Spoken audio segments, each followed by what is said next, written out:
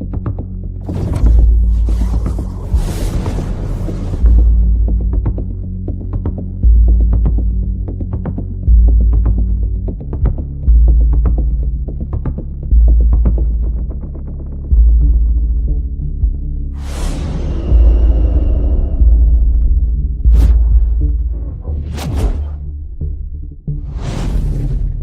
Black Line Brief starts now.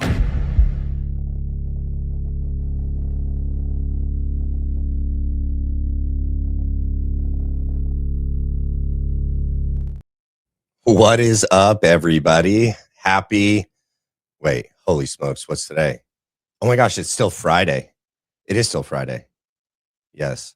What a long day. My day's all messed up. I was like, wait, did we start this morning at Friday morning and then today's Saturday? No, it's Friday evening. What is up? Happy Friday evening. 2 shows in a day. Not everyone has to partake in every show. Don't worry, just because I'm on doesn't mean you have to be here. You could always catch me on the replay. I'd love it if you're here for both shows. I mean, please feel free. Come on in. Make yourself comfortable. And as you do so, can you also do me a favor and hit the like and the subscribe while you're doing that? It definitely helps the channel, and I appreciate it. It's like the best way to help the channel. You can hit the like, make sure you're still subscribed because YouTube does funny things. And you always want to know when we're going live because you never know what we might have to say. All right. So the reason why I wanted to do a show is because so much happened during the debate, after the debate, on X Spaces during the debate, on X Spaces after the debate.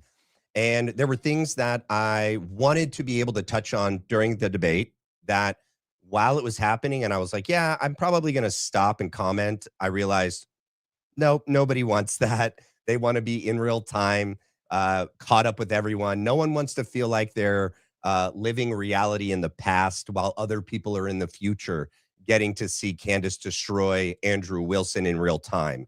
And so I had to kind of call an audible in my mind and go like, yeah, okay, I'm not going to pause and comment during the show. We'll just comment during the breaks.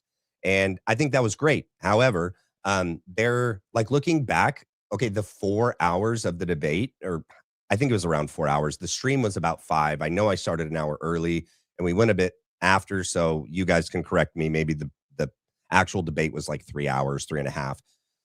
It felt like it was like 45 minutes. I agree with Uncle Tom that it like went by super fast. And what's crazy is because I'm doing like other things in like the studio, when I was watching it back and watching other people's clips of it on X, I was like, ooh, I missed these parts. Like not fully, like I didn't like fully miss them, but there were parts that like I got to, you know what I mean? Like when you're sitting down and you're like watching something and that's all you're doing, your whole focus is on just watching and paying attention. You absorb so much. But I have so many things going on in here. That's not an excuse. I'm just like, I kind of realized it after the fact when I watched it again, that I was like, oh, wow, like I missed this little nuanced part or this part that set up this other part, and I was like, huh, it just kind of came to me that, oh, I'm doing a couple things at the same time and you miss a little bit. But nonetheless, I mean, my conclusions are still the same at what do I think the outcome was. And I think even just the response from everyone online, everyone on like Gary Melton, Tim Pool, Steven Crowder, Brandon Tatum, is a total sign. Wow, this mic is hitting me in the chin. Hold on. It's a total sign, in my opinion, that they know that they didn't do good. It's like in the preliminary hearing when Erica Kirk, if her and her team knew for a fact that it's a mountain of evidence, it's an avalanche of evidence, 90% could be tossed out, and this kid would still get convicted on 10% alone. And yet, Erica Kirk felt the need to make sure that there were podcasters, social media personalities that got front row seats. They didn't have to camp out like all the rest of us citizens out here slumming it. Props to those people that were out there camping out the night before, sleeping on cold concrete on a You know, whether it was a hot September or wait, what day were we in, July or August? Whatever day the preliminary was, where it was hot in the day and cold at night in Utah. They slept out on the floor in concrete just to get a seat. Well, Brandon Tatum, Jack Posobiec, Benny Johnson, Graham Allen, I think I said that twice. You know who was there. They got there because Erica Kirk was not convinced of the fact that Tyler Robinson or that the evidence against Tyler Robinson is such a slam dunk. Let the evidence speak for itself, my lady. You in December 14th on Barry Weiss. Can you be that confident in your actions as you were in your words when you sat across from Barry Weiss and she asks you, so do you think that Tyler Robinson killed your husband? And she goes, yes, I do. Okay, confident freaking Carol. Then you wouldn't need to have these freaking propagandists out there that every day they go home to their respective audiences and tell everyone that the evidence in court was different from what we saw, that it was somehow more convincing if you were in person. It was just so clear in person, but there must have been something lost in translation. Lost is they uploaded it live to us. We lost something in that upload that made us come to the conclusion that, dang, dude, this evidence sucks. And then on day 5, after the prosecution has a little mistake, pretty convenient that mistake led right into Friday. The mistake was on Thursday, but that on Friday, the judge rules, yeah, we're not going to show everything to the public today. Oh, and of course, Erica Kirk and her attorney on that day are like, well, we got to see this, though. This surveillance video, the zoomed in, high def, 4K, we deserve to see it. Charlie's wife and Charlie's parents deserve to see this Madden video because somehow that would make a difference. And then after that day concluded, these freaking propagandists come out and in force start telling us, don't believe your eyes, screw your brain, and anything you thought you heard during this week. You didn't get to see what we saw on day 5. Now that is the piece of evidence that slams the case closed. BS. Same thing today. The same exact thing happened today. They knew that they weren't going to be able to win against Candace Owens, whether you believe that it was the debate that you thought it should have been, whether you thought that they covered everything that they should have covered or didn't. To me, what happened, and Candace clearly came out on top. And I think they knew that they were going to run the risk of that regardless. And so they had all of these people streaming live from their shows, starting early, prepping their audiences for Candace doing what Candace does, taking polls, everyone in their audience thinking that Andrew won. And then they all come out in force online and after the fact saying that Candace got destroyed. They're clipping her up. They're posting it. Candace lost. Andrew won. Come on, you guys. That didn't happen. Okay? Just objectively, that didn't happen. So what else is like really telling to me is there are a couple people that are very silent today. Andrew Colvett, mum's the word. Blake Neff, online on YouTube, mum is the word. On X, he couldn't wait to do what he normally does. And he's, going crazy on X, attacking Candace, getting her clipped.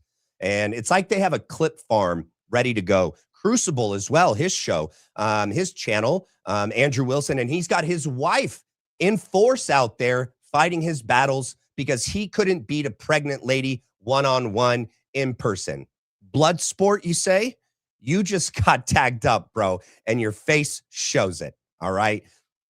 If he won unanimously, and it was so freaking obvious, why the concerted effort with all of these people to come out here to convince you? That's the issue. They know that on your own, you wouldn't have been convinced.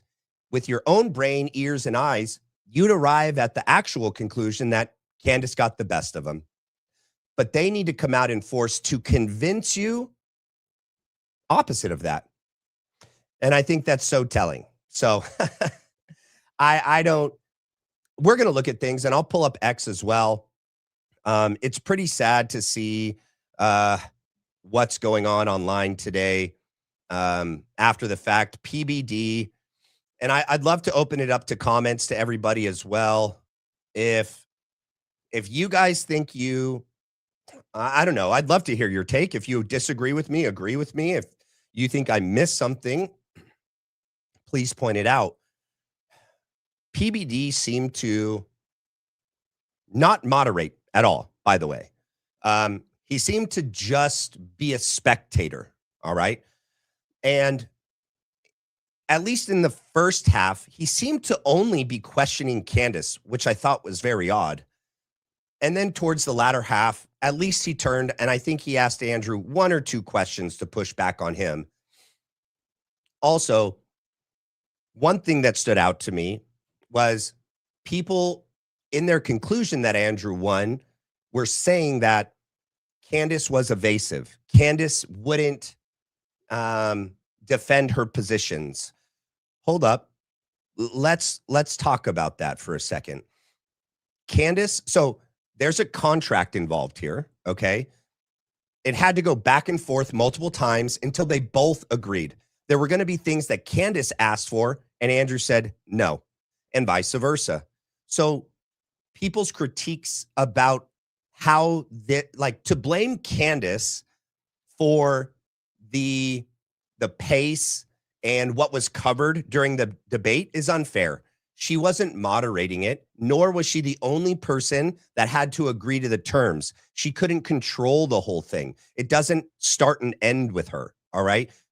She did start with what she wanted to do, which was focus on whether or not the claim by Andrew that the case is overwhelming. What did he say?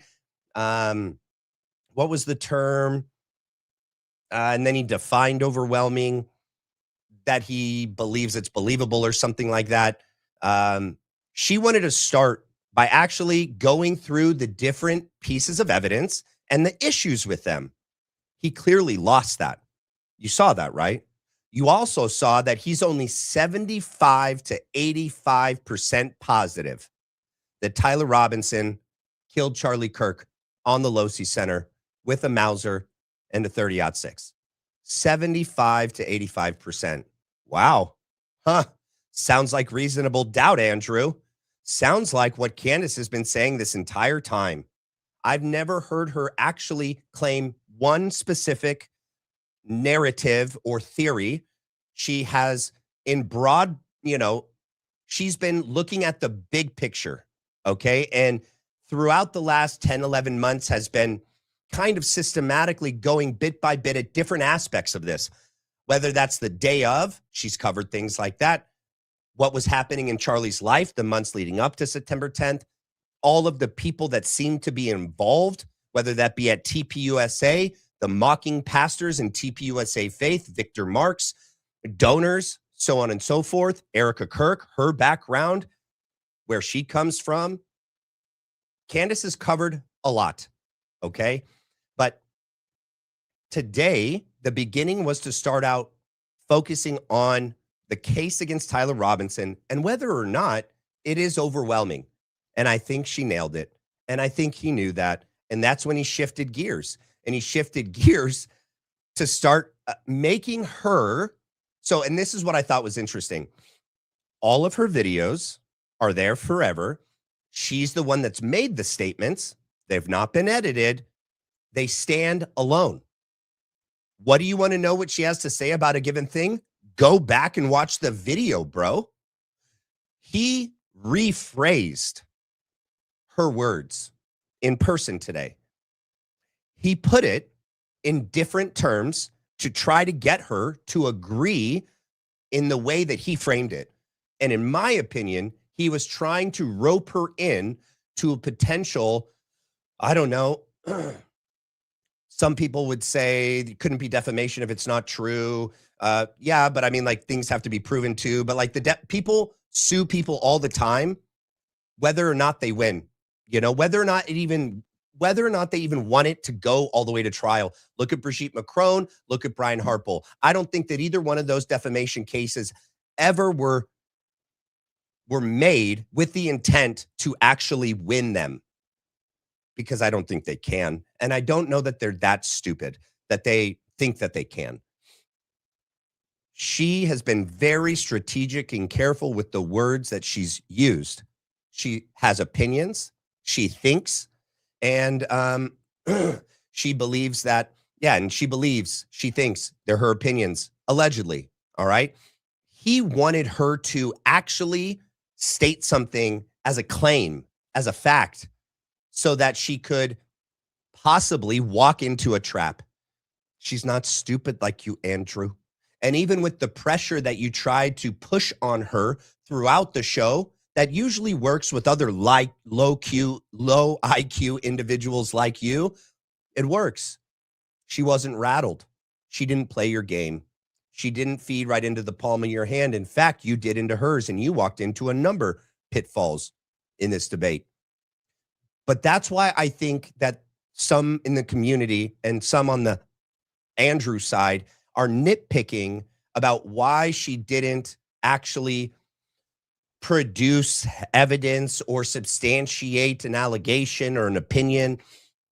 Well, a lot of the opinions and allegations and thoughts and feelings she has haven't been able to be proven all the way. We don't have all the facts and all the evidence, but to the point at which she has investigated, it is her opinion. And it's an educated opinion at that. And I agree with her opinions, and that I think that there's substance to them and that there's evidence to back them up. Not enough to make it as a statement of fact, but as an opinion, as an informed opinion. But he wanted her to double down and walk into a trap, in my opinion. And that's why she didn't do it. And that's why people are now going to clip her up and make her look like she was evasive. And, oh, she didn't actually stand 10 toes down and try to support her claims. No, she's just not going to walk into a trap that you set by your design, buddy.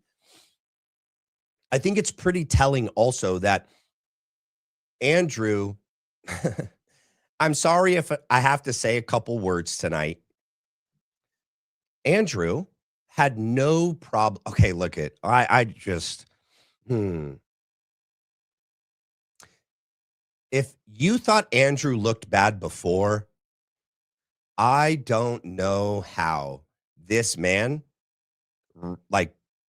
recovers his public image after today.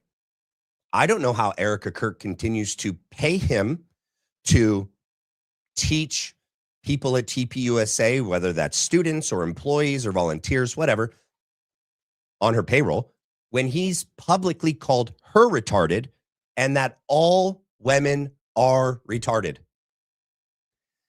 He stated it, and then he said it's tongue in cheek, right?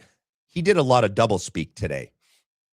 Also, I thought it was pretty crazy that the man that says he knows so much about the case and that he's so invested in this for the right reasons, in one moment says Erica Kirk is retarded, and he stands on that fact. And on another moment, can't even list one of the charges against Tyler Robinson accurately. In real time, we looked it up.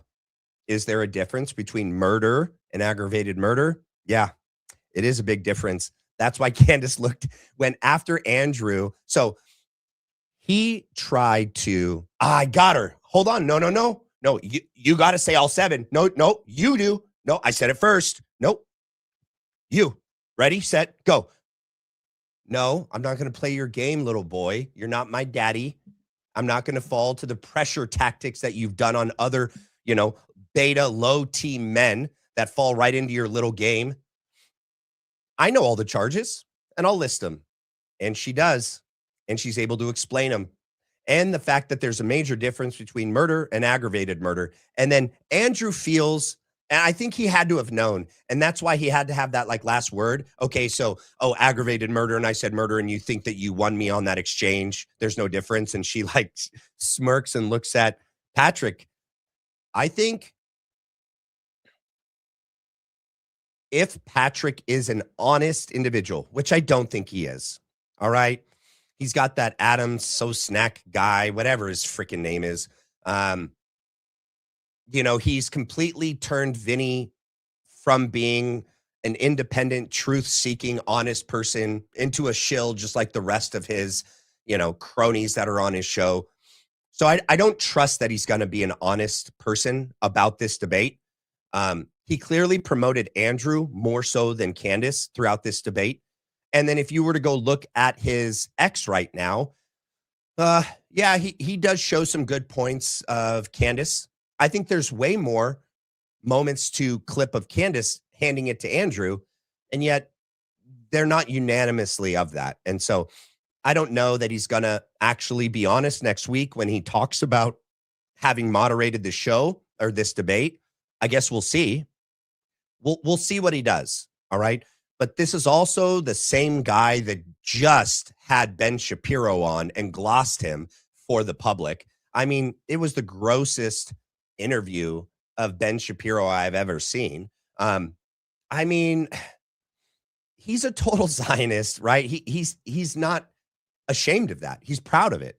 So I would hope, though, one of my hopes would be that having watched this happen in real life, IRL, Tim Pool, that he would have seen some things that he probably hadn't seen. I noticed in the shows over the last 10, 11 months, and I don't watch him full time, but I've seen like moments where they talk about Candace and Charlie and the Tyler Robinson case and Erica Kirk and TPUSA. He has to ask Vinny or Adam or others on his show. I'm talking about Patrick. He has to ask them to inform him about this whole thing. He's not informed himself. And I would bet that he's not watching Candace at all. He's probably watching clips of her from other people, or he's being told secondhand things from their perspective after they've watched her. But having watched her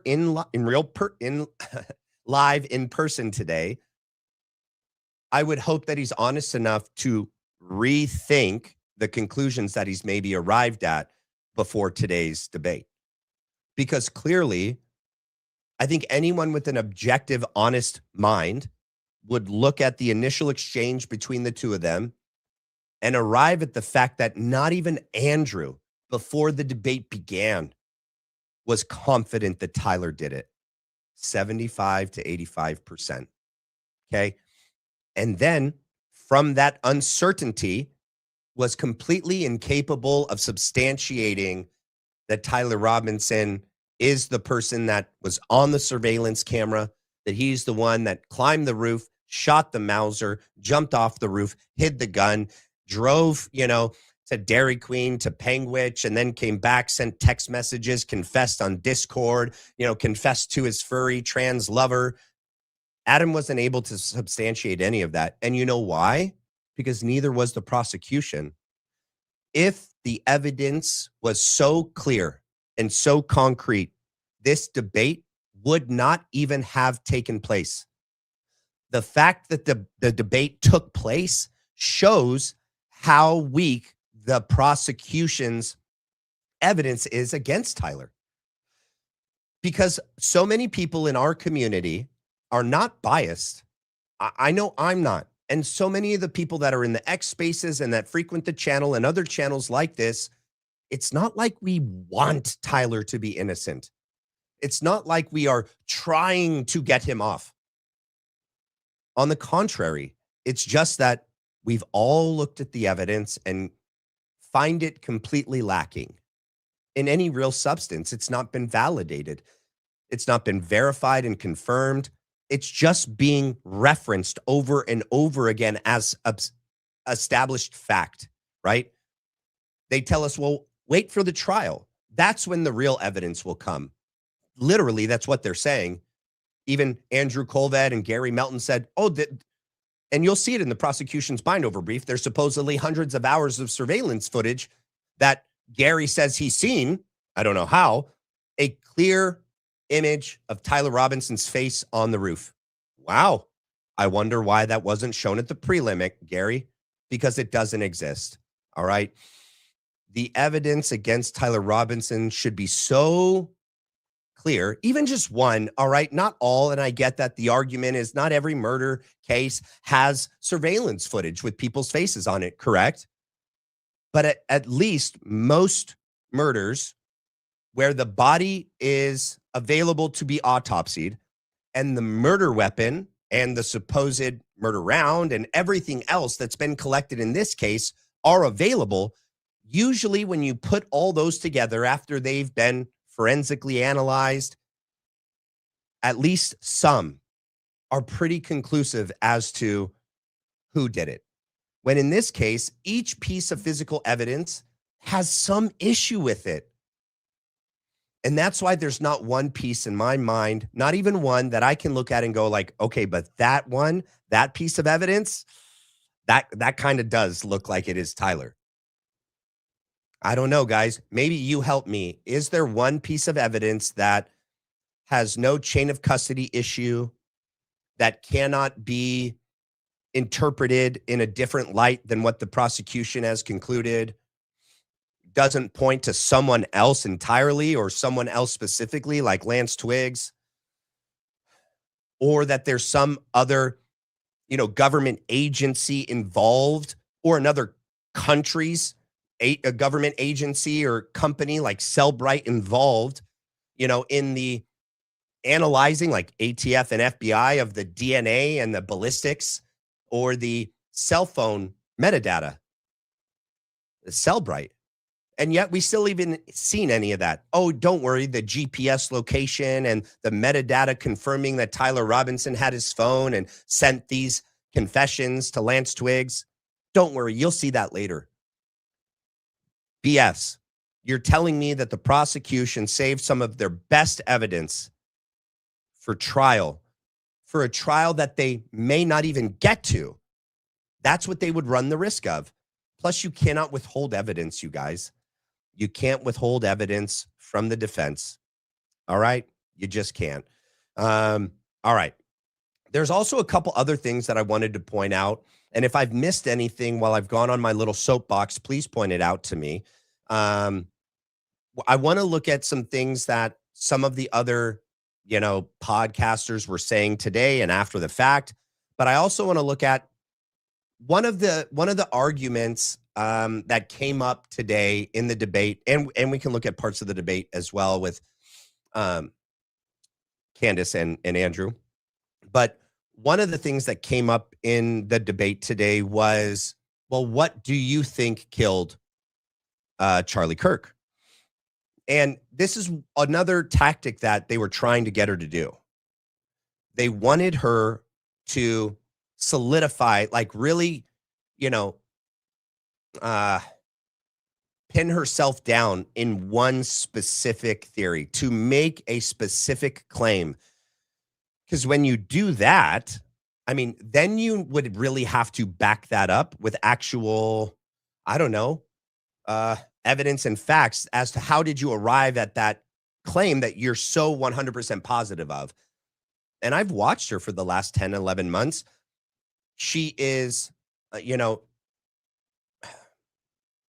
she believes strongly, as do I. I don't know for a fact that the road mic did it. I believe it's one of the most convincing theories. However, we still know so very little. And with the autopsy and other parts of, evidence that have been pulled supposedly from Charlie, I don't know that we can trust these pieces of evidence. And that's what is our guiding light in helping us to try to determine the internal injuries to Charlie. And like, if those have been fabricated in any way or things have been omitted or added, it's going to make us arrive at a wrong conclusion. And so even me, even though I do believe that the road mic, the micro-shaped charge road mic on Charlie's shirt, to me, is the most convincing and plausible explanation for what killed Charlie Kirk and what we saw on those videos that day, I'm not 100% positive because there are things that are still missing for us to be 100% on. And the things that have been given to us, through this trial that we would normally lean on to help us arrive at a more certain conclusion, we don't know that we can trust. I would love to see the results. And I don't know that we can trust the defense. Some people believe that they're in on it.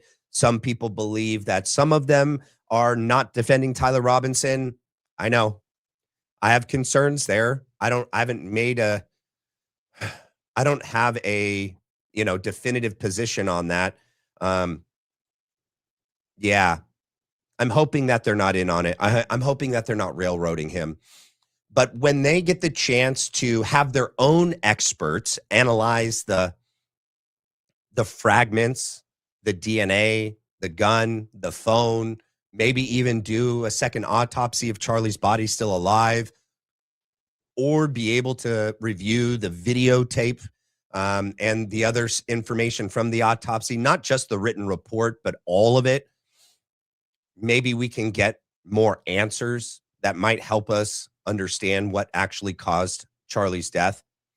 So, yeah. All right, let me check in with you guys. Ray May, thank you for the gift. Ray Marie, thank you so much, Carmen, for the jewels.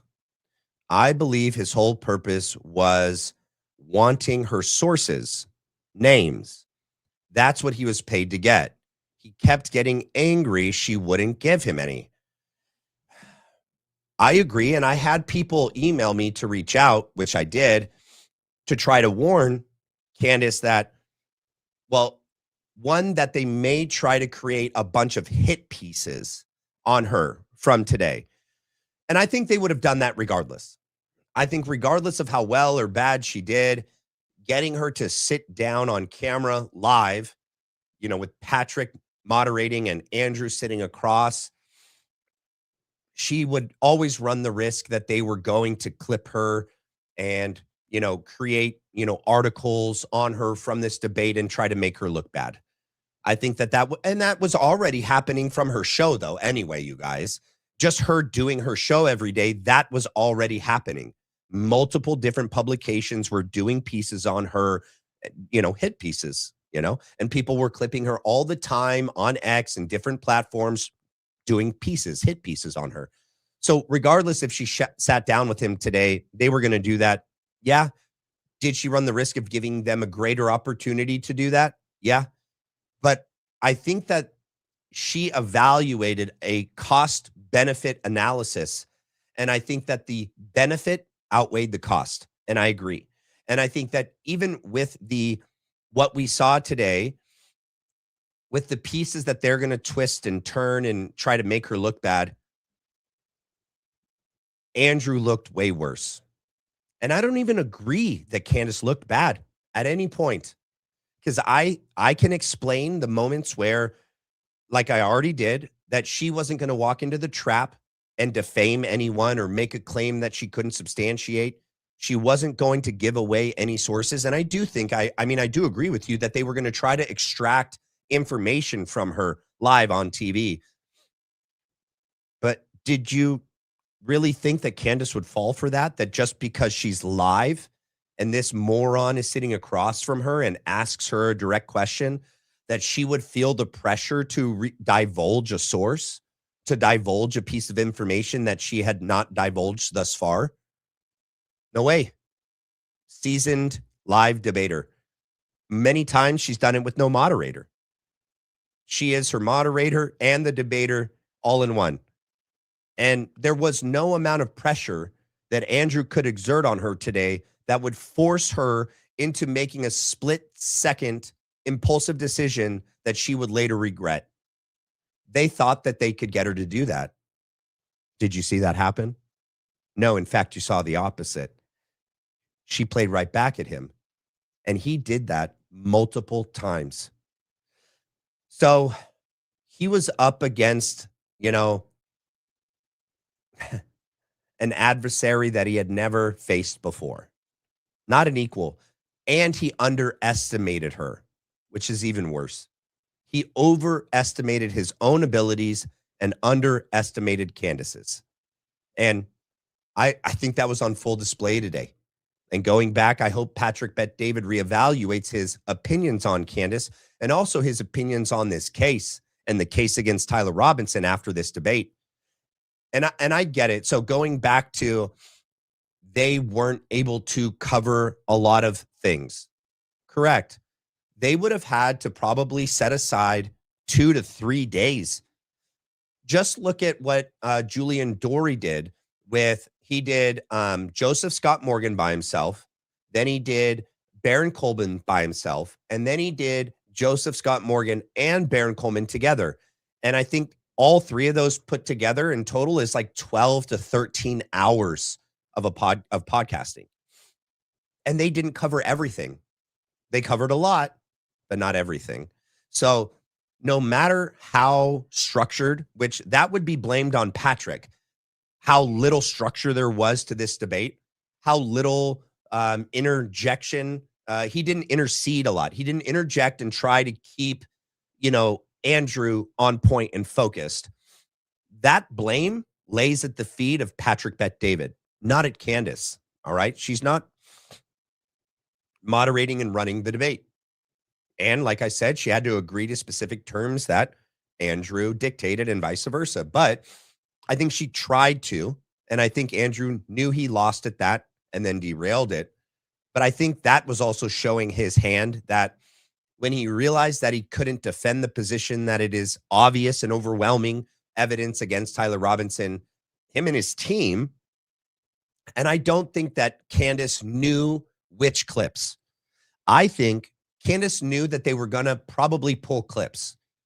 I think that Candace's team probably warned her about specific episodes she's done where there are moments where they could clip her out of context and try to make her look bad.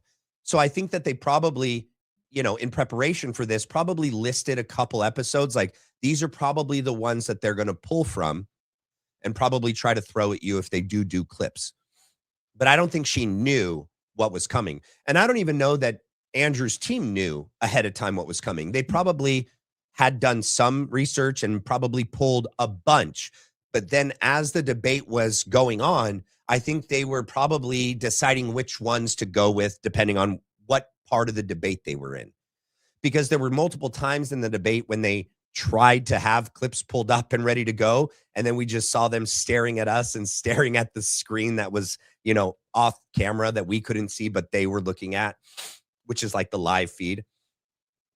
So I don't think she had foreknowledge as to what that they were going to show. And here's another thing.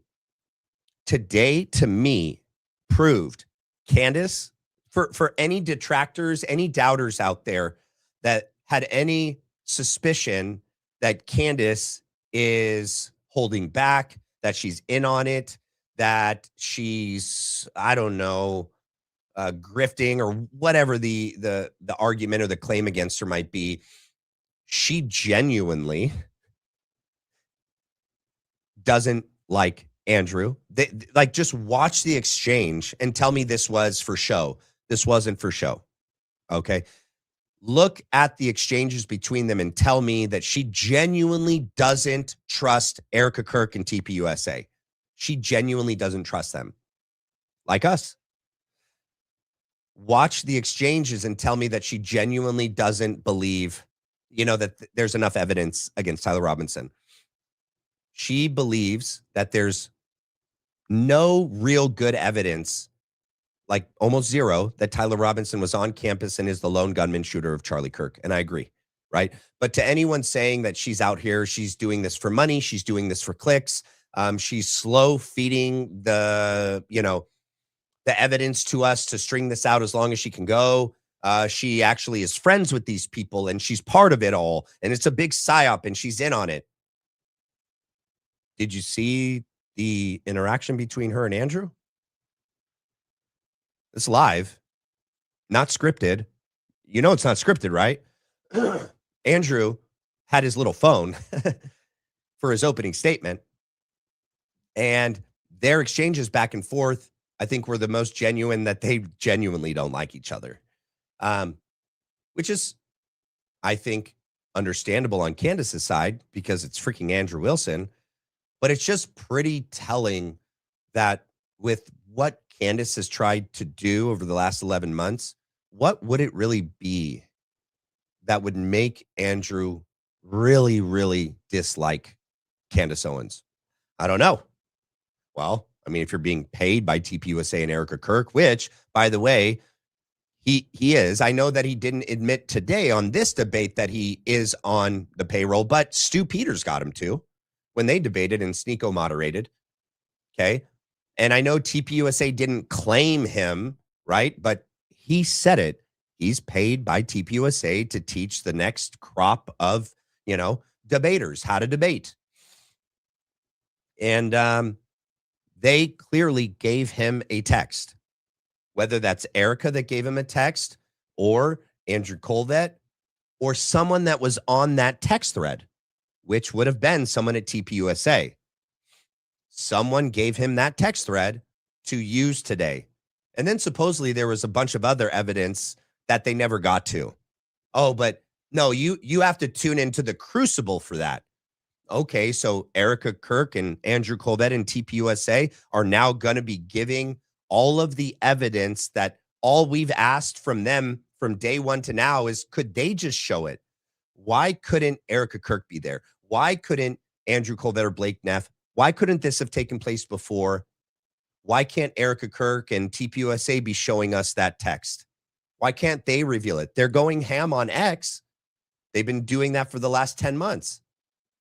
Why can't they answer any of these questions? No, they obfuscate, they deflect, they lie, and then they hire this freaking crony to do their dirty work and then give him some sort of text, think that it actually says what they want it to say.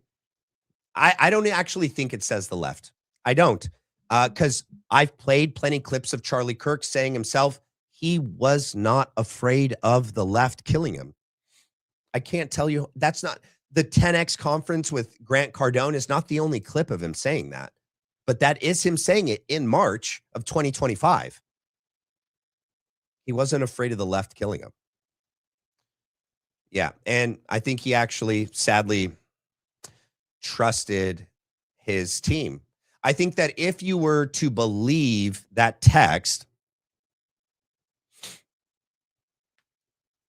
it does show if he sent that text to like Dan Flood, Brian Harpole, Andrew Colvett and everyone on his team,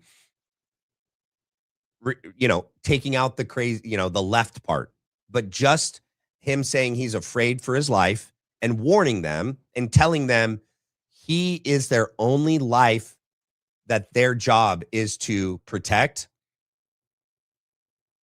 That either means he trusted them, okay? Or it means it didn't, that he didn't.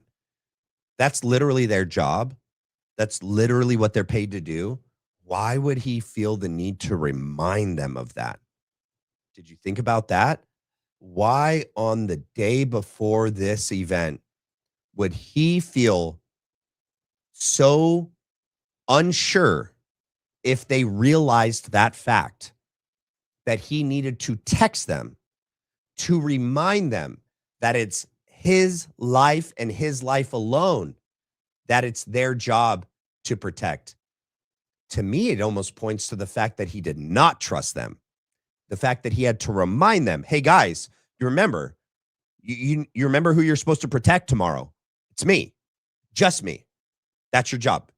Okay. Just making clear. If you lost that along the way, Charlie Kirk, your job is to keep me alive. Okay. Just making that clear. I don't know if that got lost somewhere along the way. So, all right, let me get to some of these. Thank you for the gift, Janacha.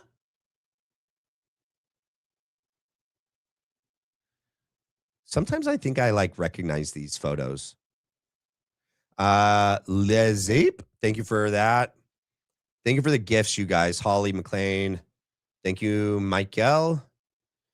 Here we go. KDR. Candace was very disciplined, understood the legal and practical issues, and did not allow him to bully her. 100%. Remember when he tried to count her down? No. Say it. Ready? I'll count them. 1. You're not my dad. Sit down, buddy. Simmer down. Simmer down. I know that's worked before. You've never debated me, dude. It's not going to work today. I'll name them. The moment you stop telling me to name them, I'll name them.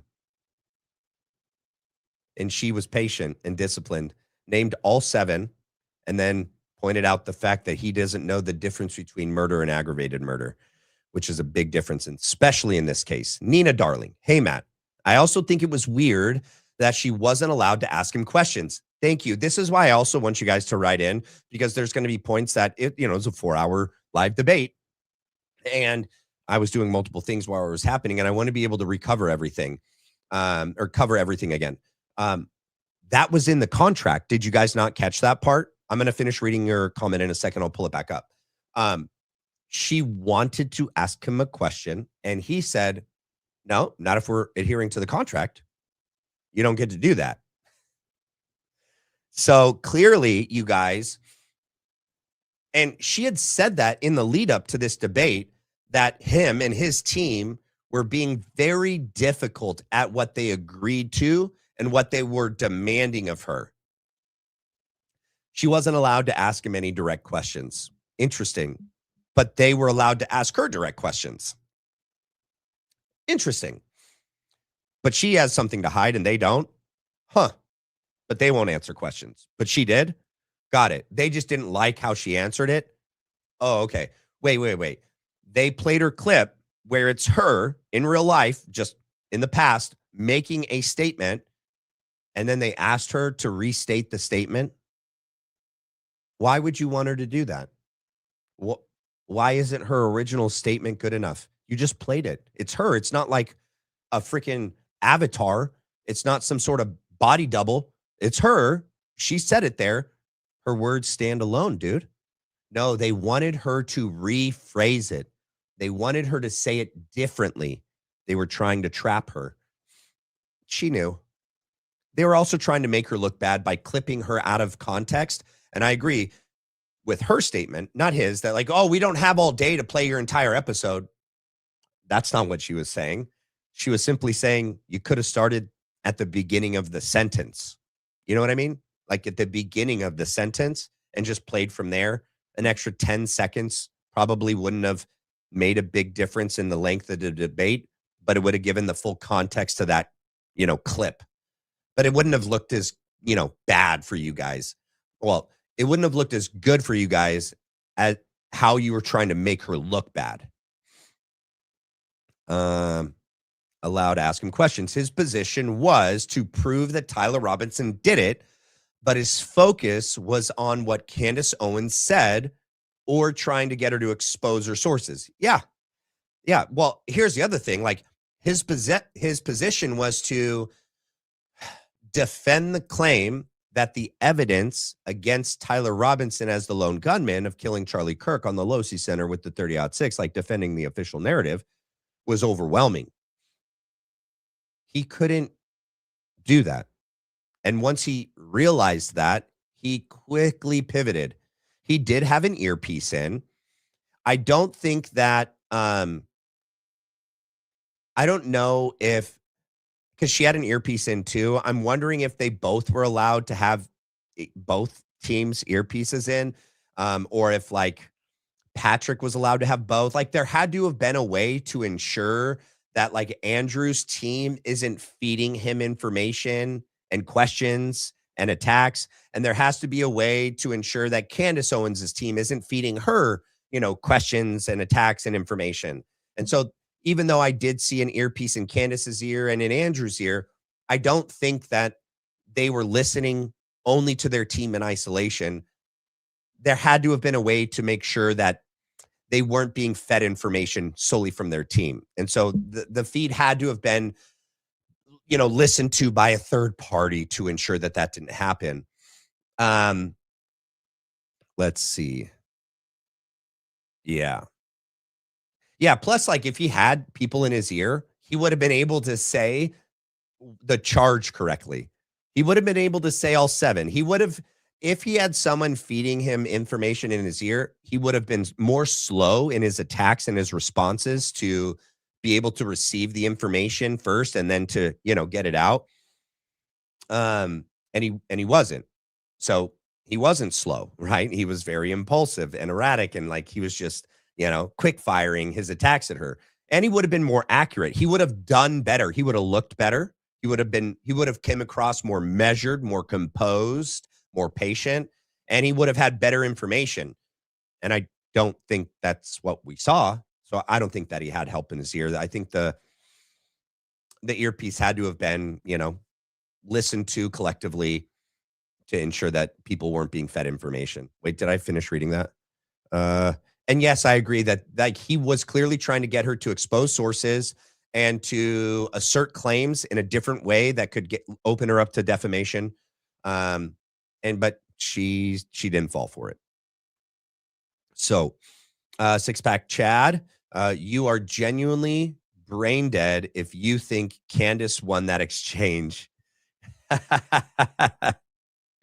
Robinson isn't even denying it. Oh my gosh, bro. You have no idea how you just outed yourself in your own statement. Like you telling me I'm brain dead, and then you say that Robinson isn't even denying it. You're an idiot. You didn't read the defense's brief. Are you a lawyer, six pack Chad? Your freaking handle tells me everything I need to know about your IQ, six pack Chad. Okay, Chad, thanks for the advice. Okay, go do some sit-ups, buddy. All right, let the thinking be to the adults in the room. Okay, I'll let you know when the turkey's ready, and I'll call your name at the kiddie table. For now, you can go sit down. All right.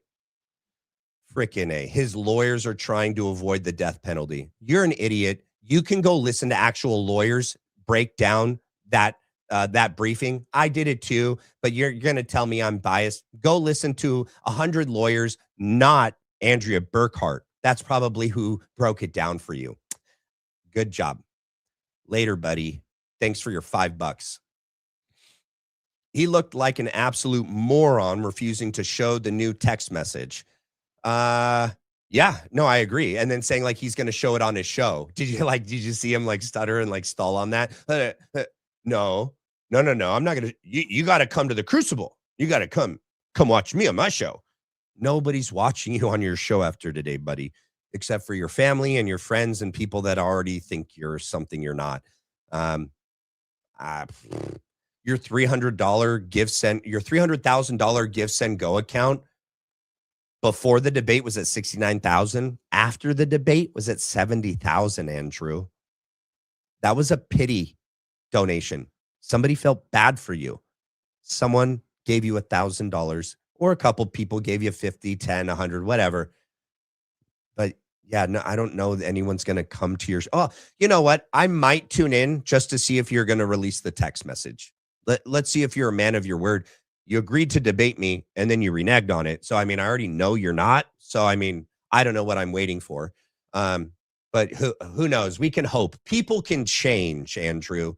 Maybe you'll release it. Maybe. Refusing to show the new text message and saying I'll do it on my show. I got to drip the evidence like you, paraphrasing. I know, wasn't that childish? So much of what he did today, I think, just showed the quality of the man that he is. Little bitty man. Little bitty man. Yep. Thank you, Olga. Wait. Olegaria Burger? I'm not good at these names, you guys. I swear I try. Bojana Rules? Wait, Bojan A Rules. Wait, Bojana Rules. Bojana? Oh my goodness. Okay, when he asked her to show her phone, she should have asked him to show his too. Well, she did before that though, right? Like she asked him to show it and he goes, "No, I'm not going to show it." I think what's even better is that like he refused to show his, right? She didn't refuse to show hers. She showed Patrick and proved him wrong. Every time Andrew tried to get her to look stupid, whether that be by stating the 7 charges, which she did, he failed. Oh, did you just receive a text from your team? Oh, that's why you asked me that question? Because your team just sent you that? Is that why? No. Here you go, Pat. Check my phone. Nope. Yep. People defending him, you guys can hit the road. When he asked her to show her phone And wait, did I already read the part? Yeah, okay. And show his 2. Wonder what the moderator would find out. I think that would be so devastating for TPUSA. Oh, if the moderator could have looked at Andrew's phone. Yeah, I mean, if Patrick would be honest, I mean, he is live and he's got his valuetainment statue in the back, so his brand is on the line, so at least there's this social pressure for him to be transparent and objective and honest. Um, Andrew wasn't going to show his phone. He was not going to show anyone that text because there's a chance that left part doesn't exist. There's a chance that it does. There's a clip of Candace saying that one of her sources said that that's what the text said, that he was afraid of the left. But one of her other sources says that it was more ambiguous and vague. It just said they. And so we don't know. We don't know for sure. Based on Charlie's own words over his, tenure of being online, he said multiple times he's not afraid of trans people. He's not afraid of purple-haired jihadists. People threatened him all the time like that. He had friends in high places that he thought he could trust. He had friends in the government, in the FBI, DOJ, the White House, right? He had a security team that was stacked, that was supposedly really experienced and well-seasoned. I think he trusted his team. I think it was ill-placed, but I think he trusted them. I think he didn't trust them the night before. I think he used to trust them, but I think he slowly not trusted them. I know that there was a claim that he called someone to ask for his security team to be changed in 24. But if that were true, then I don't know why he wouldn't have why he wouldn't have come back to that. He only makes one attempt to get a new security team and then it falls through because some stuff happens. And then he never tries to get a new security team after that. I don't know. I have questions about that one. Oh, thank you for the gift, Queen. KB in the USA. Good to see you tonight, Matt. I thought the debate definitely went Candace's way, especially in the last hour. This guy is so disrespectful to women. It's unreal. I can't imagine what goes on behind closed doors. Well, his wife just was on a show I don't know, maybe I could find it on X. I don't remember where I was watching it. And she goes, I swear, he never raises his voice at me all the time. Most of the time, he's patient and he just says things, very stern, very matter of fact. No, that is not what we're doing, woman. You can tell me all you want as a wife that he doesn't yell at you, that he isn't aggressive and demeaning to you. But if he holds that view of all women, which he does, he said it today, and if he talks about and talks to all women in a disrespectful way in public, on TV, for it to be recorded and disseminated forever for the world to see, sweetheart, you must think we're stupid that we don't know that people behave a little bit more in public, but behind closed doors, they're a little different. And so if he acts that way in public, I could only imagine what he acts. And he acts that way with women that aren't his wife, that are complete strangers to him.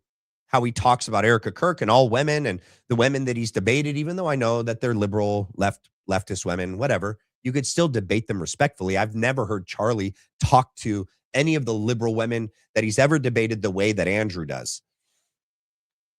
And I've definitely never heard Charlie Kirk talk to or talk about Candace the way that Andrew does. Think about that, you guys. Charlie Kirk went all the way to the grave defending Candace Owens and their friendship. He was asked in August, right, about his relationship with Candace Owens, and he said, you know what I'm not going to do? I'm not going to stop being friends with someone just because someone tells me to. Someone that was at my wedding, someone was there, when we went to Israel. It's like a friend for a long time. The more you tell me to do that, the less I'm likely to do it. He goes, he respects Candace. He's friends with Candace. He loves Candace. Yeah, she has some pretty interesting ideas on things. They don't agree on everything, but he's not going to denounce her and not be her friend. And he never said anything bad about her ever. I haven't seen one text message that Andrew Colvett says exists. Remember, Andrew Colvett claims that Charlie Kirk hated, distrusted, despised Candace Owens, did not want her around the organization. Andrew Colvett claims that Charlie used Andrew as this like buffer between him and Charlie and Candace. Why haven't we seen one text from Charlie about Candace, about him saying something negative about Candace? You would have to agree that if those existed, they would have Blake Neff, Andrew Colvett, or they would have leaked them to Gary. You know, when they don't want to let something out themselves, they leak it to Gary. Hey, Gary, do our dirty work for us. Here you go. They would have leaked it to somebody. They don't exist, guys, because Charlie still loved and respected and was friends with Candace Owens to the very end. But Erica Kirk, she's okay with everyone in her organization. Andrew Colvett, Blake Neff, Jack Posobiec, Tyler Boyer, Graham Allen. And then now people that are affiliated with TPUSA, like Gary Melton and Andrew Wilson, who in some way she's paying Andrew. There is some connection between her and Gary. I don't know monetarily if there's this give and take, but I mean, he is like ardently just their biggest defender. That they are daily attacking and trashing Candace, and Erica is okay with that. How does that not speak volumes? And they're attacking Tucker. All these same people all have connections and relationships or are working with TPUSA, are working for TPUSA, are attacking Tucker as well, and Charlie never did. Charlie and Candace both went on the Tucker Carlson show in August, right before Charlie was murdered. Charlie was friends with Tucker to the very end. And Erica's okay with all of these people bad-mouthing Tucker and Candace. What does that tell you about Erica? Yeah. Did I finish reading this? Yes, behind closed doors. Moski. Okay, first off, Semper Fi, brother. Semper Fi, always. And secondly, tell me Andrew isn't basically like arguing with a manipulative girlfriend. That's funny. I mean, Andrew's a child, you know. Thank you for that, Coach D. Let's see. Just keeping the faith. The one thing I took from this debate is that Tyler Robinson was most definitely at the steakhouse. This guy. Oh my gosh, you had me choke. He spent $300,000 to see if there is to see if there's no evidence for the steakhouse. Way too desperate to not be true. Yeah, so I agree that one of the things that Andrew was just weirdly focused on was the Penguich Cowboy Steakhouse incident with Tyler Robinson, right? And that sorry, I'll mute it. That attacking the, validity, the veracity of the receipt and whether or not, Diligent Dennison, he's the one that went there and interviewed, and Candace did too. She spoke to the owner and stuff, and the waiter, if that they actually saw what they believe they saw. I believe that he was there. I don't think that they would have spent this much time and energy nitpicking little aspects of this to try to make it look like that this was a fabricated, made up, false lead, unless it were true. I mean, if it's so BS, all they have to do is just sit back and let time do its thing.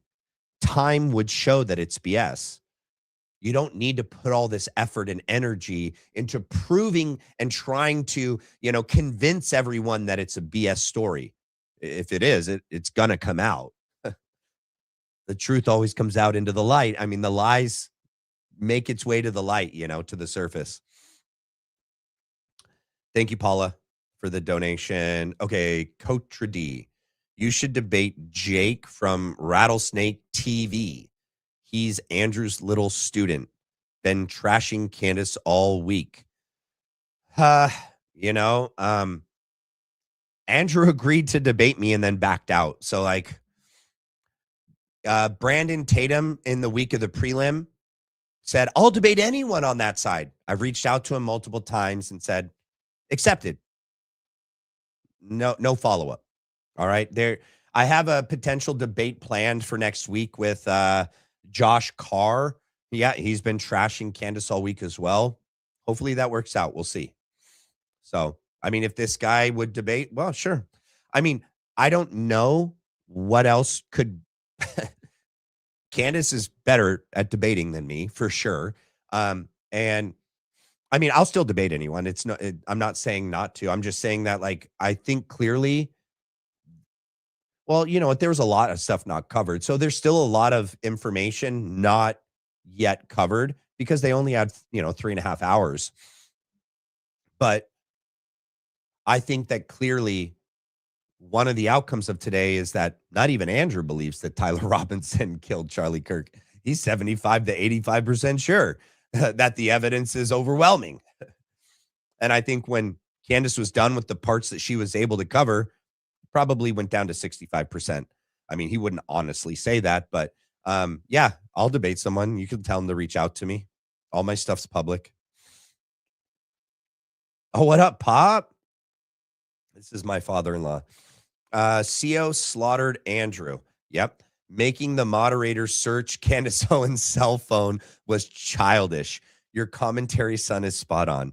Keep up the great work on your coverage. Your audience is so awesome. Love you, Pop. Thanks, Dad. Love you too. TTL Catlet. I'd love a pity donation of 70,000. I mean, true. But supposedly, he's the one that paid the 300,000.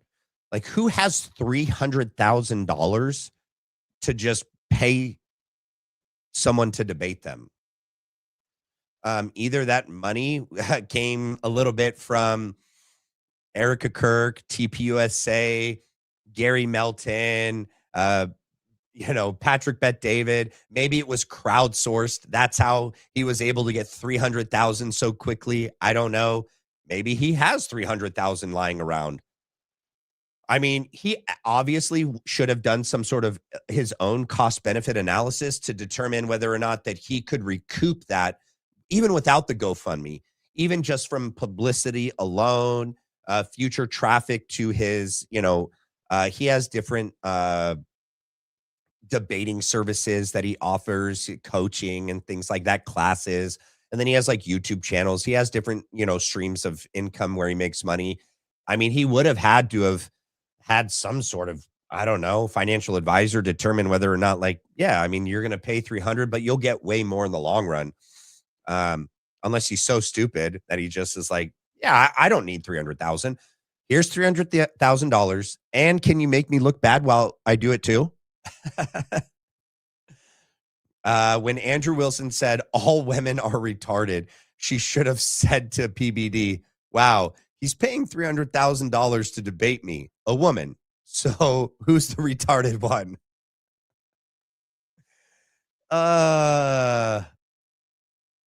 That's why I don't know. People saying that Andrew's got good logic and reasoning, that he's a master, class debater.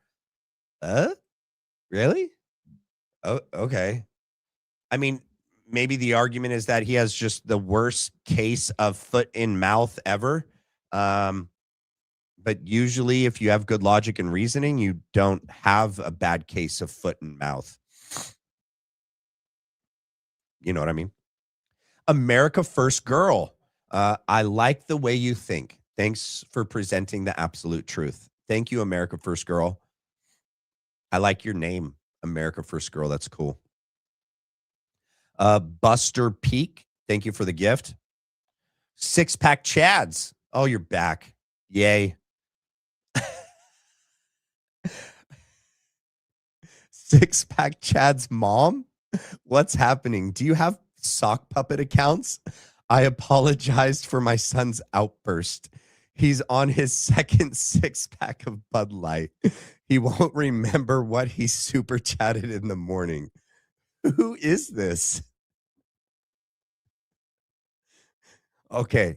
If you're the same person, I like you. Now you're funny. Wait, let's go back to your original one. What did your original one say? Hold on. All right. If it's your son, here we go. All right. So this is the son, six pack Chad. You are genuinely brain dead if you think Candace won that exchange.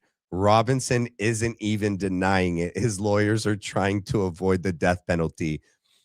Maybe you should take your son's devices away when he drinks. Okay. Maybe don't let him access, social media and devices when he's drunk.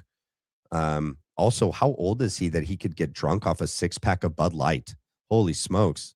Where's six pack Chad's mom's mom? Here we go. So six pack Chad's mom. I apologize for my son's outburst. Okay. I'll thank you for apologizing. I accept your apology. Can you just take his phone away, or can you put parental controls on it when he drinks, please? Wait, how old is he, by the way? Did you buy him the liquor or the alcohol or the beer? Did you buy him the beer? Maybe he shouldn't be drinking. KB in the USA, you have the best mods of any podcast I watch. Crisis King. I agree. Thank you so much for pointing that out. All the mods here, shout out to you. You guys are the best. I love all of you. And thank you for all the work that you do on screen, on the lives, and behind screen. You guys are the best. There's no way I could do this without your support and your help every time. So, love you guys. Paula, Candace had a clear objective. She stayed within the boundaries of what she came to do. I agree. I appreciated that. So did I. See, truth, character, and integrity are the currency that matters. Candace showed that 1,000,000%. Notice that he tried to have some childish digs at her at the very end. She didn't do that. Uncle Tom even said, he goes, she's so much classier than me. She's such a better person than me. Uncle Tom was like, dude, if he would have done all that he did in the debate and then tried to end with it the way that he did, Uncle Tom said he would have lashed out irrationally at him. And Candace is totally a better person for not doing that, and showed her class, her restraint, and just that she wasn't going to stoop down to his level and play his game. And that's why I think for all accounts, she came out as the winner and on top, So thank you for the gift. Vasiliki, the greatest way to humble Andrew is to humble point by point the Ortho Bros community commentary of the debate. Wink. Okay, wait, the Ortho Bros community commentary. Which channel is that? Which channel is the Ortho Bros community? Do you mean on the Crucibles live from that day? Is that what you mean, Vassy? Should I pull up the Crucibles video from the debate live and look at their live chat, or from their comments left after the fact? Or do you want us to go over there and go point by point? Let me know what you mean. Blaze Greenstar, what is one question you believe requires more clarity? What do you mean? A question.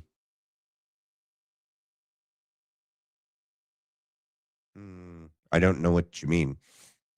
Maybe this came at a time when I was talking about something specific. A question that Candace had? Like a piece of evidence? I don't know what you mean by what is one question I believe, requires more clarity.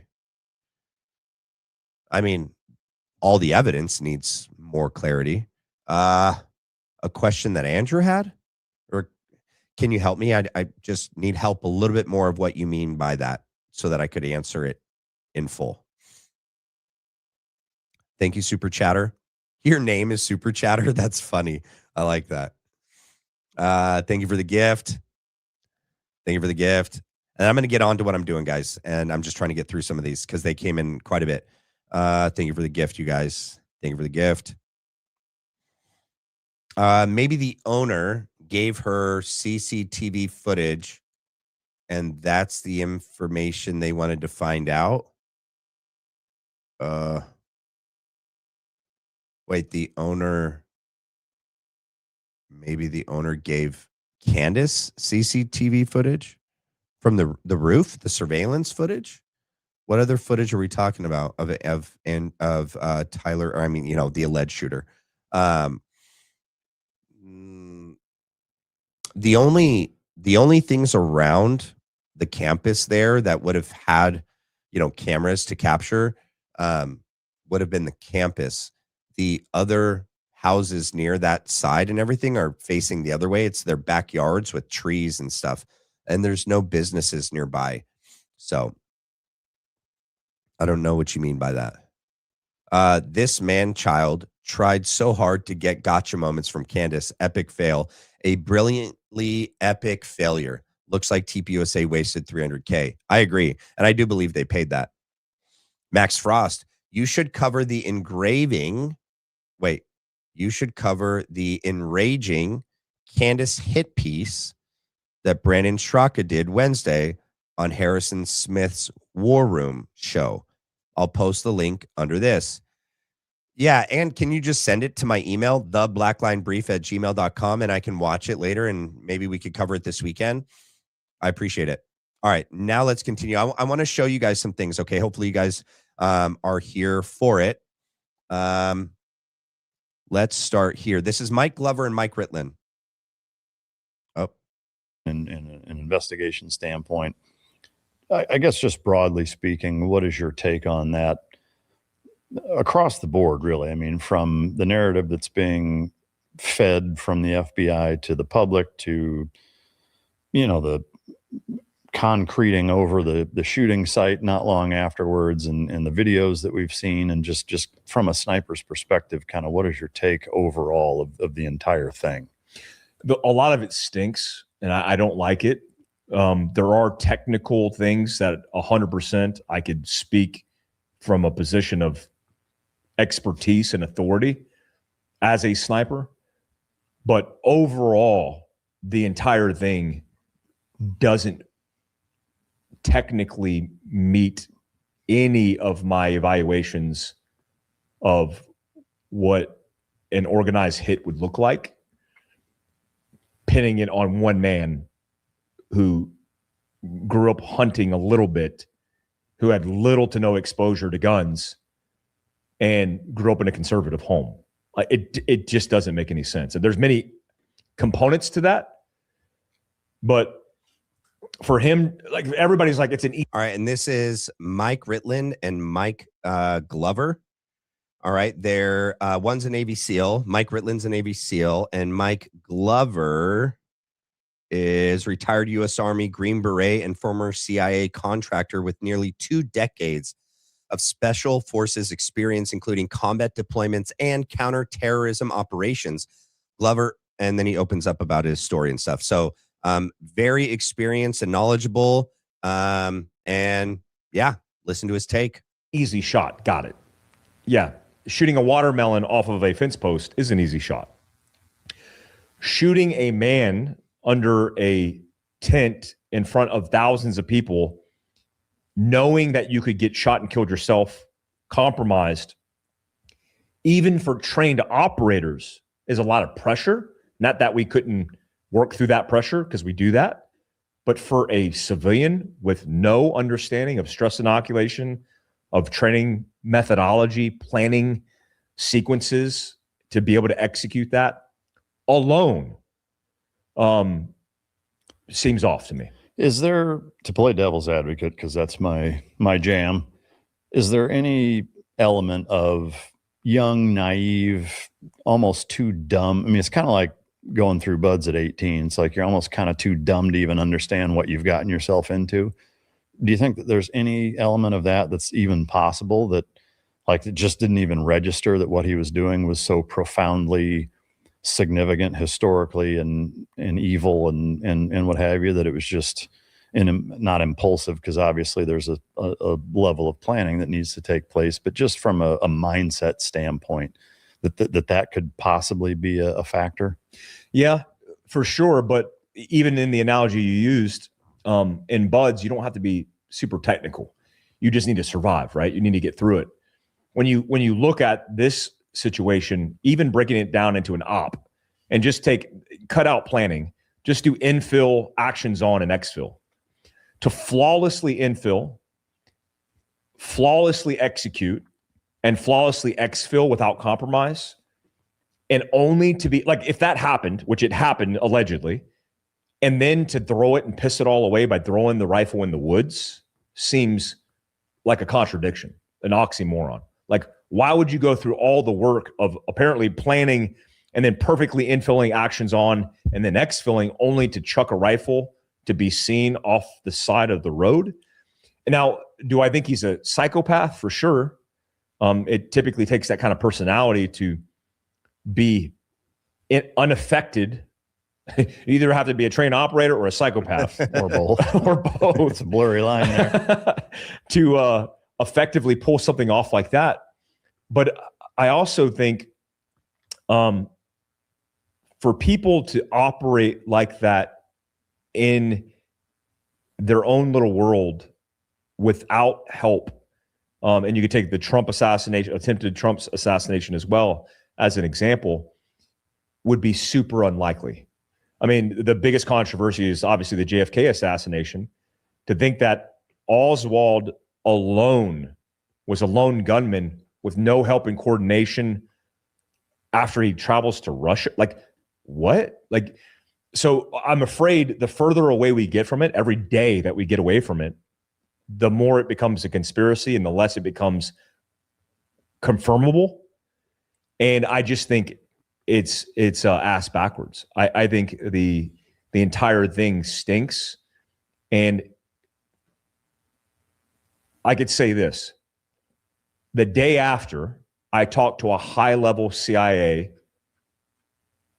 official,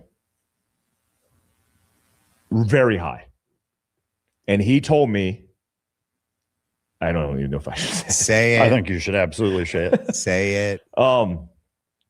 He told me that the FBI is not cooperating with him, and he is trying to corroborate potential foreign influence, and was getting blocked out of every opportunity to confirm or deny that. And it was written off as no foreign influence less than 48 hours in. That's Joe Kent, because Mike Glover, his experience, special forces, counterterrorism, right there. Counterterrorism operations. This came out before we knew about Joe Kent. Okay? Trust the source. And this guy has access to the president of the United States.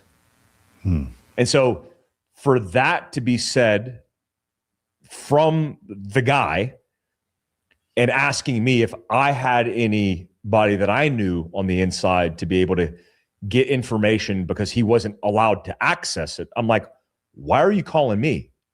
Tells me everything that I need to know. Well, so to me, here's where I don't understand that, is that you have, Trump's handpicked guy running the FBI, right? And so if this guy has access to Trump also, isn't that at odds? Like, why would the FBI being, headed by Trump's handpicked guy not be cooperating with somebody who also has access to Trump? Like, where is the conflict? That's the first question I ask. And what I got was, come on. Got to be fine. Come on. Says the guy. Oh, yeah. Says the guy on the other side of the fucking interview. What I was told was the guy's already bought. And Cash Patel. Cash freaking Patel. I covered this a long time ago when I had such a small channel, and I think it got lost in the weeds, but I'm glad I drudged it up for today. Which guy's already bought? the FBI. By somebody outside of the president? Don't know who that is. Israel. But basically, he's already been so heavily influenced by outsiders that it's a very good question that you would have a handpicked cabinet member from the DOJ, the head of the FBI, and then a handpicked cabinet member for an intelligence organization not being able to interoperate together. Why would you block them out? Well, one, if you were trying to compete with them and you wanted to be the person that was positioning your organization to be above the rest, like why would we need the CIA? Because the FBI runs the show. This is a domestic terrorist threat. But have you confirmed or denied that there's any foreign influence? Yeah, we did that. How can you do that in 48 hours? You can't do that, is the answer, in 48 hours. So it's either external influence or a combination of that and protecting your organization because you are the show. And on game day, as it was advertised, again, in post press conferences, they did everything right. Or did they? Yeah. No. I mean, I don't know the answer to that, but what I do know is when the CIA is getting blocked out of even investigating foreign influence days after it happened without a proper investigation or without even cooperation with a proper investigation, that is a massive problem. Agreed. And I guess. All right. So I'm going to go on to the next one, but I just got a heads up as to clarification on a super chat that I wasn't clear on. I'm not ever going to like make up a confusion, by the way. Like if I'm confused, I'm genuinely confused. Let's see. Okay. What is one question from the debate that Matt had himself? I swear to God, I'm not making this up. A question that Andrew asked Candace or that Candace asked Andrew. You're saying a question from the debate that this doesn't make sense, needs more clarity, whether it's from Ashtray, PBD, Candace Owens. Ashtray wouldn't let her speak, so on and so forth. I'd have to think about that. Because I'm still a little unsure on what you mean. You're saying, what is one question from the debate that I had myself? I don't know. Send another message and clarify what you mean. Like a question that was asked by Andrew or was asked by Candace or asked but not answered. And I'll try to answer it. I'll try to give you my opinion. All right. I'll check back in a second it looks like people are sending it to me now. I'll read this one in a second as this is coming in. All right. Zamit, what up? It should have been you, Erica, confronting Candace today. What stopped you? Certainly not the love. Certainly not the love of Charlie. Correct. It should have been Erica this whole time.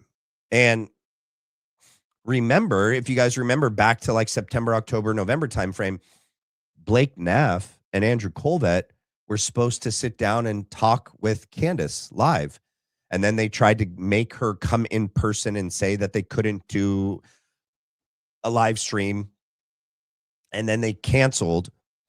And then Candace like released things. And then Erica flew out immediately for that sit down that was not televised, not recorded. And here's the thing. You cannot put two women that for sure. Okay, whoa. You can't put Candace and Erica in the same room talking about Charlie on camera. It will become very clear who actually loved and cared for Charlie and who didn't. Okay. If you put two women, right, one that claims that they love and cared for Charlie, Erica Kirk, one that actually loves and cares for Charlie, Candace Owens, on camera, talking about Charlie's life, his past, who he was, things that he believed, what he was doing at the end of his life. They both have text messages. Like,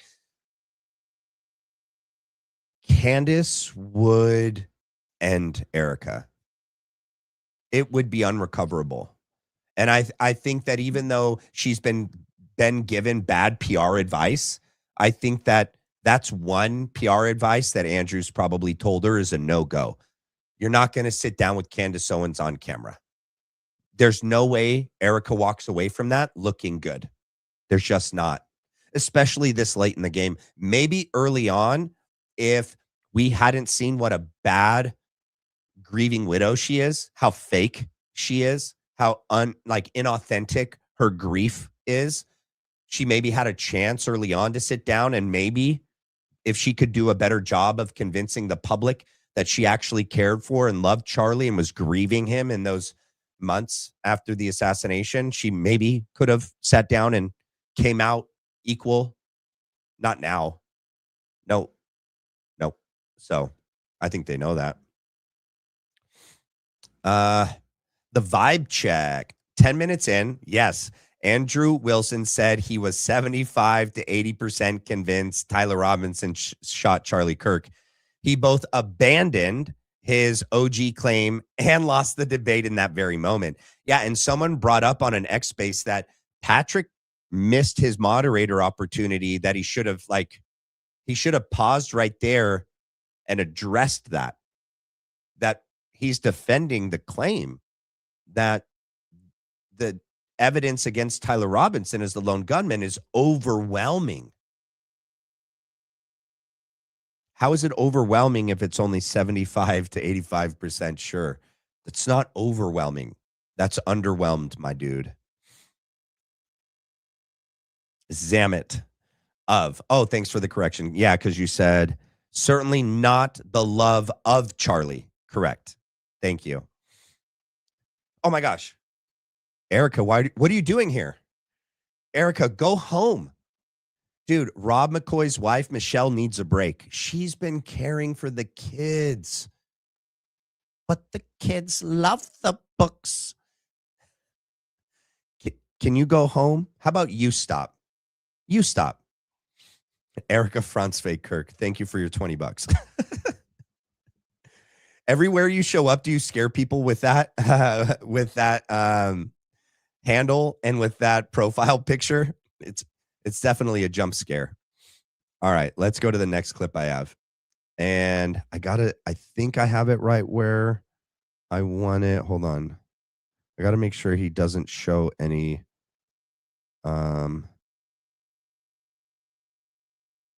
guns in this one.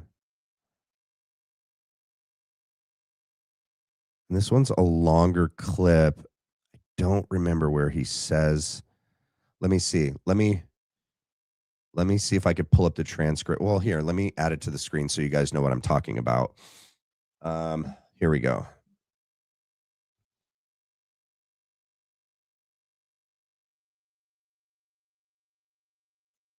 And like from a sniper's perspective, any big holes or kind of, I'm curious even how it's represented over there, if it's something that's talked about a lot or if it's not. Or yeah, it certainly was when it first happened. Yeah, I've been asked about it on a podcast before, whether I thought it was a trained shot or not. All right, so this guy's a SAS sniper, Special Forces in the UK sniper. So let's just keep that in mind. So we just heard Mike Ritland, Navy freaking SEAL. We also have Rob O'Neill, SEAL Team 6. Mike Glover, Green Beret. All right. What was it? Counterterrorism operations for 2 decades or more. Okay. And now we have an SAS sniper.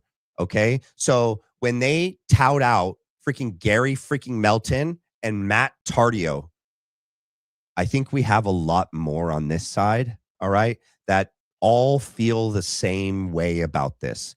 So no, I don't believe Gary. I don't believe Matt Tardio. Okay. The answer is I don't know. I don't know. I don't think so. I don't think it was a trained shot. I don't know, but it could have been. I don't know. By that, do you mean that there's a much deeper conspiracy, the exploding microphone, or some other? It wasn't an actual sniper shot. Is that what you're alluding to? Or? Yeah. I think a sniper shot. I don't know. Very close for a sniper shot. Well, what's fascinating to me is that, you know, you're one of very few people that behind glass has taken that exact same shot. That exact same right? shot. And saw the aftermath real time, 100% knew you did it. So I guess I would ask, from what you saw in the video of the Charlie Kirk assassination, did that match up with at all what you saw when you dropped that guy? No. What were the differences? There was a lot more mess when what I saw. A lot more mess. So to be clear, this guy, okay, a SAS sniper, shot someone with that exact same caliber and a very similar rifle at the exact same distance, and looked through the scope and watched the aftermath of what happened. And he said, was it similar to what you saw happen to Charlie Kirk? And he goes, no, not at all. How so? There was a lot more mess. Yeah, that's what we've been saying. That's what we've all been saying.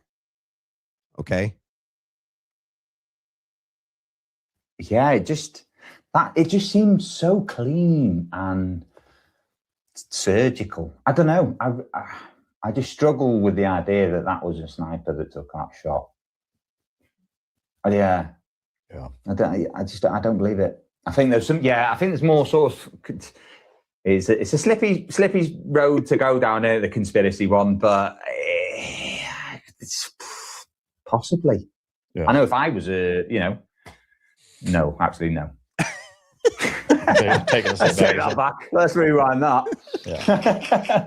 If a sniper was to make that shot, it would be between the eyes or in the mouth, wouldn't it? Yeah, So, I mean, I guess the one thing, I mean, obviously he wasn't. This is taking for granted or making the assumption that rifle was used and that young man pulled the trigger. Obviously his level of training, which there wasn't much, is nowhere near what yours is. So there's of course going to be a bit of a apples and oranges comparison there. But to me, the burning question for I think a lot of people, whether it's you or other. I've had FBI snipers, special operations snipers on here giving their kind of, commentary on it. And it seems to be a recurring theme is that all of you guys tend to gravitate towards the same conclusion, is that it something seems off, which I think is important to consider. I mean, when you're talking to guys who have taken that shot in a real world environment a number of times, all tend to gravitate towards the same conclusion that doesn't line up, like to me that's seem right. Yeah, I mean that should be considered at a minimum, I suppose it just doesn't seem right. It doesn't seem that the movement of the body, without going into too much, but it just doesn't seem right.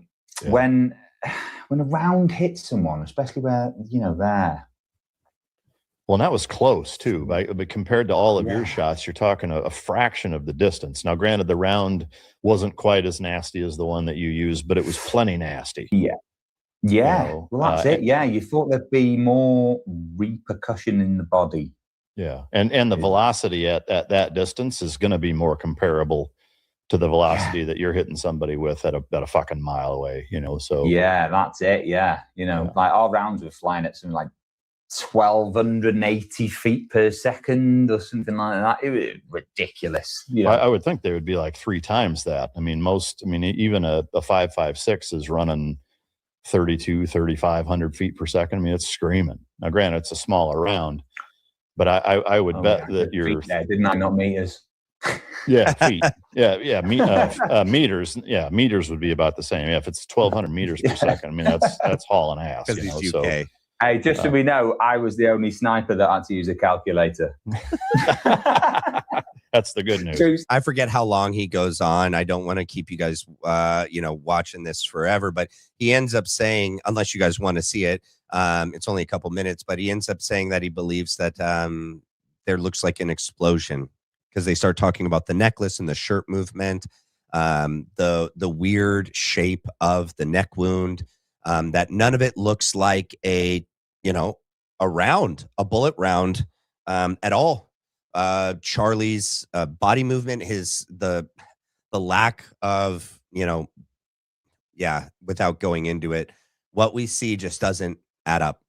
Okay. And even Mike Ritland said he's had like FBI and other guys on, and they all conclude that there's the story that they're telling us about this doesn't make sense from seasoned, experienced operators. Okay. All right. We got Zamet. Are we still talking about Charlie Kirk? Yes, Mr. President. We're still talking about Charlie Kirk. And then I'm going to get back to that question that I wasn't able to answer earlier. I got clarification on. Thank you for the gift. Thank you for the gift. For your amazing mods. That's all. Okay. I'm going to get to your question. Thank you for becoming a member, Cynthia Lucas Moore. All right. So from your question from earlier, do I have any questions? Well, let me read what it was that as you restated it. Okay. That Matt had himself. Something that Matt thought needed further clarification. And conversation wasn't allowing it. Well, now I have to rethink the entire show of what was said. I mean, I think what I wish could have continued, that was not allowed, was further discussion about the evidence. Andrew was losing on just going over all the pieces of evidence, all of, the witness testimony, the expert testimony, what happened that day, how the evidence was collected, where Tyler was supposed to be, the confessions, the surveillance tape, all of it. I wish that they could have just bit by bit by bit gone through all of it and never got into personal stuff, never got into claims that Candace Owens made, never got into playing clips. I wish they could have just from start to finish covered everything in this case, everything in the investigation, in the trial, regarding the evidence against Tyler Robinson. And just, he claimed that it's overwhelming. All right, let's go over each piece and tell me how it's overwhelming. Let's go over each piece. And then you tell me how it's overwhelming, and then Candace will go. I also think it would have been important to cover in more detail not what Candace believed about the video, but just if they were to have been able to talk about the UVU review video, right? They could have talked about the different behavior leading up to the Big Bang of Brian Harpel, Dan Flood. Well, she maybe not. She probably actually, I bet in the agreement, I bet none of that would have been allowed to come up. I think I wonder, because she's in a defamation suit right now about that whole thing, that she probably wouldn't even be allowed to discuss it. That's why when Andrew brought it up, he brought up the whole John Bray exploding Mike. But he stayed away from Brian Harpel and everything else. So I'm wondering if that wasn't even allowed to be brought up because she wouldn't be allowed. She couldn't talk about it.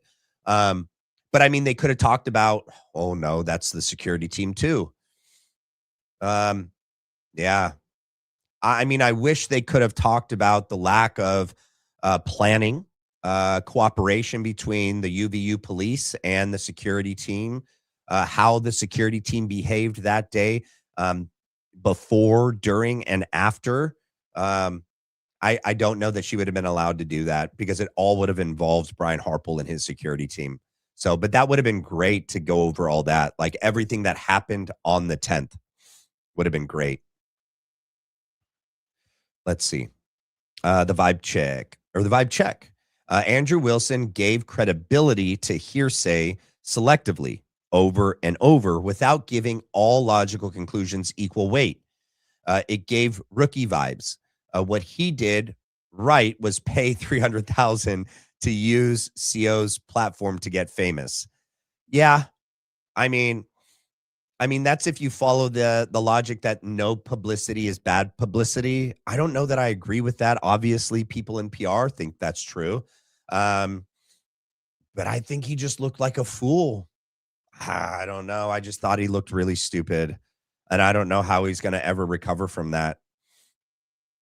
Question. It seemed odd that Charlie was pushed away off camera instead of pulled in. What do you mean? At UVU on September 10th? Question. It seemed odd that Charlie was pushed away off camera instead of pulled in. Do you mean at UVU on September 10th by Dan Flood and then his security team? And then if TPUSA had nothing to hide, they'd release the back camera footage.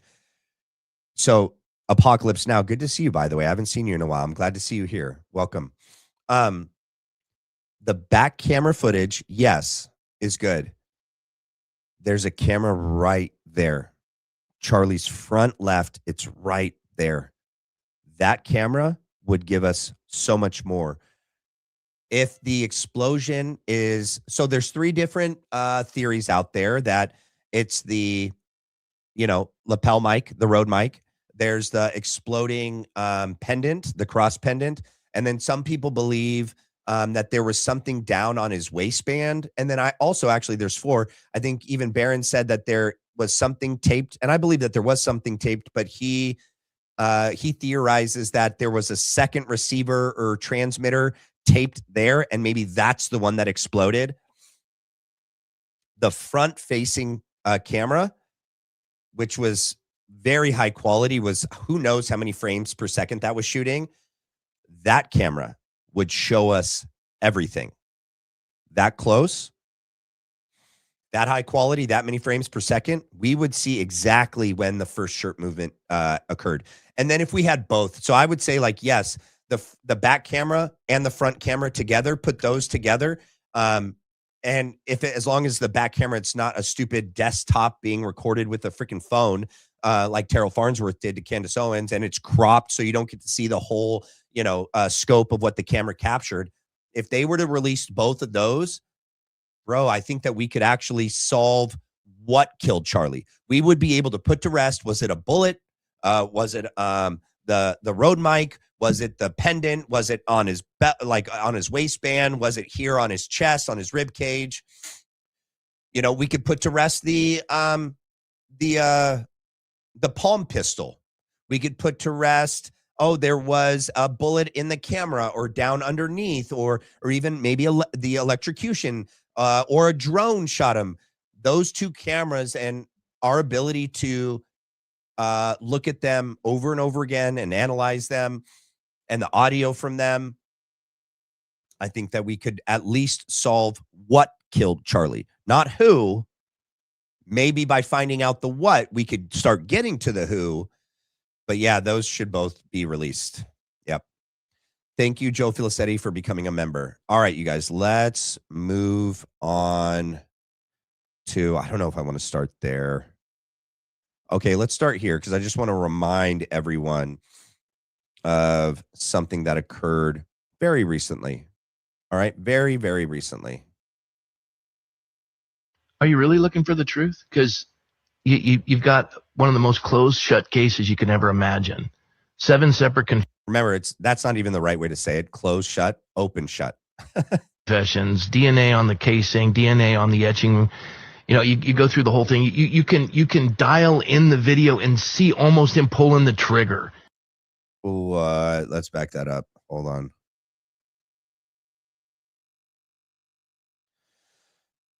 Just so I'll hear it one time from start to finish without interruption. Are you really looking for the truth? Because you've got one of the most closed shut cases you can ever imagine. 7 separate confessions, DNA on the casing, DNA on the etching. You go through the whole thing. You can dial in the video and see almost him pulling the trigger. And yet every one of your vain speculations and innuendos and conspiracies have all flopped, and they've all been debunked. They haven't flopped. They haven't been debunked. And how do you know what camera, what video have you seen, Rob, that is dialed in that you can see him pull the trigger? Rob wasn't at the courthouse.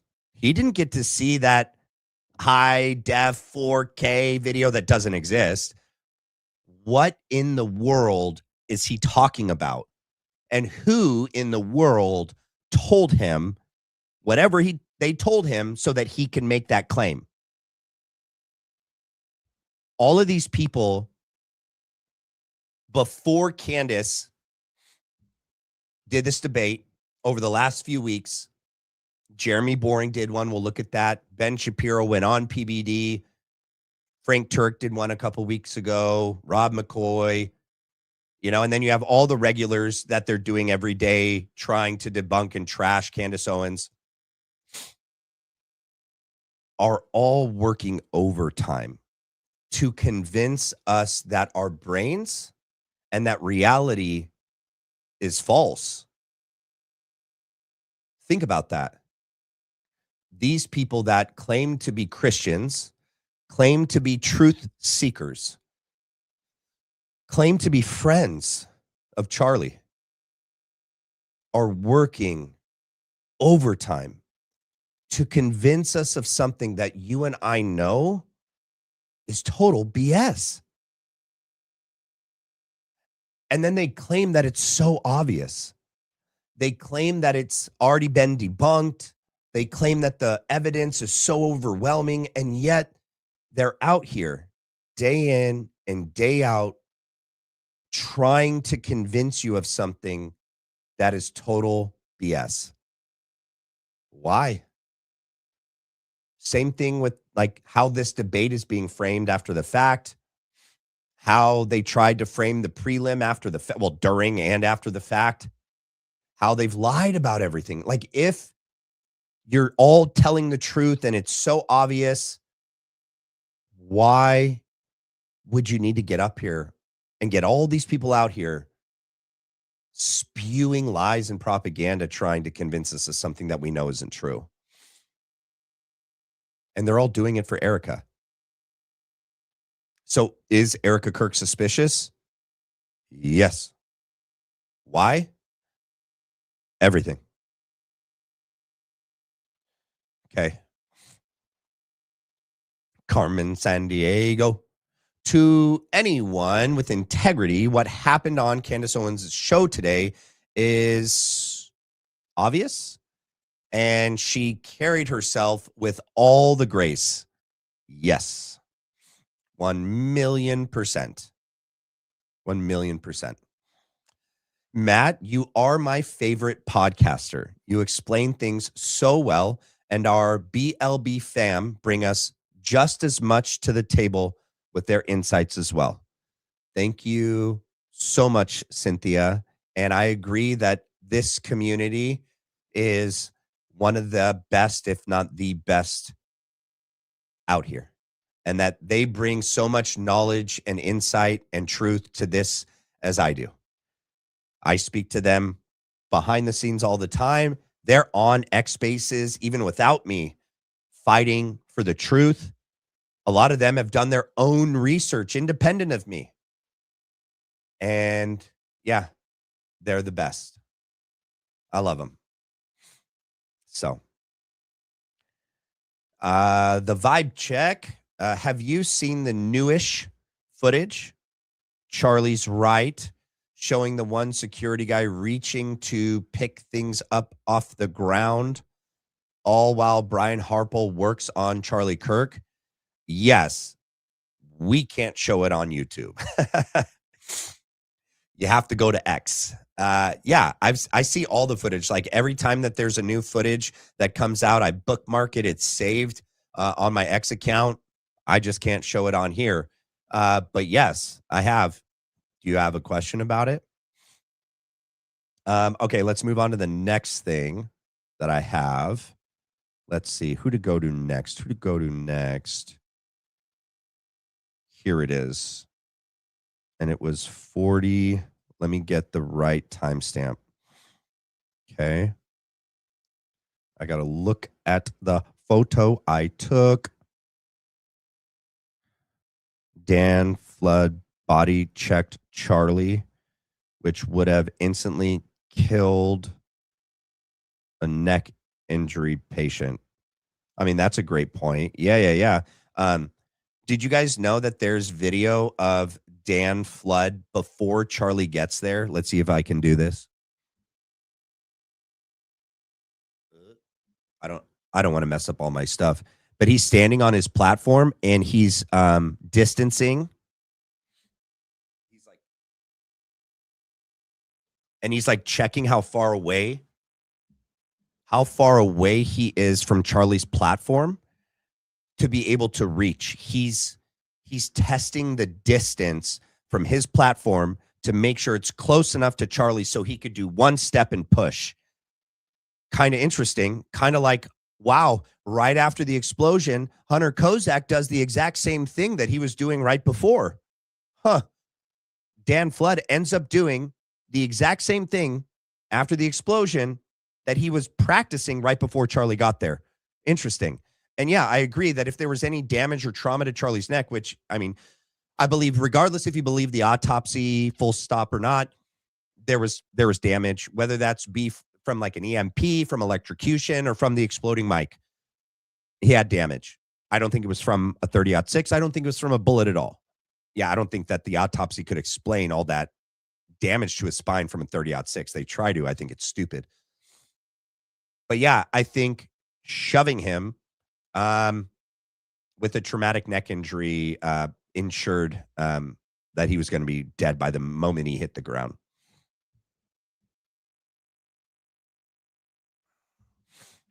And I don't even believe that they got a pulse spec. I don't know that they could if the spine was severed. I mean, that's something a medical professional should be able to look up and tell us. Let's see. Somebody sent me something. I want to make sure. No, okay. I did that one. Did I not read this one? Okay, I did do that one. All right. Let's go to the next clip I have. Who was it going to be? Okay, here it is. Oh, that's what I was going to look up before that happened. I was going to look up the picture I have with the timestamp. All right, the timestamp is 4/28/42. Let me get this off there. 4/28. All right. And let me explain what we're looking at. This is Gary Melton's show. This is Jen, his producer, and this is Artie Trolls, who is a total troll. This is right after the debate ended, okay? Now, you guys listen, and then we'll talk after, okay? Also, I haven't said this once yet. I only said it in the beginning. Can you guys all do me a favor? We have 2,100 people here. Can you guys please hit the like and subscribe? It is the best way to help support me. It's for free, and it helps support, and it's great, and I appreciate it. Thank you so much. All right. Oh, wait, hold on. It's muted. Get his $300,000. Oh, I got to back up a little bit. All right, so let's go here. About this, Jen. How did this This is a crazy debate for the most part. I actually think that PBD did worse than Sneeko, though. Yeah, I wasn't necessarily pleased with PBD's moderating skills, and I definitely think that Andrew should get his $300,000 back because Yeah. Candace called him an a-hole during the I debate. agree. That is an ad hom, and she violated the terms of the agreement. Therefore, she does not get the 300,000. I'm gonna go back and try to find it on the video and take a clip of it. I've already sent some comments over to Andrew that he should get his $300,000 back. She clearly lied through the majority of the debate. I mean, it's stupid, and anybody with half a brain could see what she was doing. It's ridiculous. Absolutely. I don't think You're such an idiot. You both are. So tell me if when your teammate wins in the debate, do you do this? Immediately, this was like 10 seconds after the debate ended.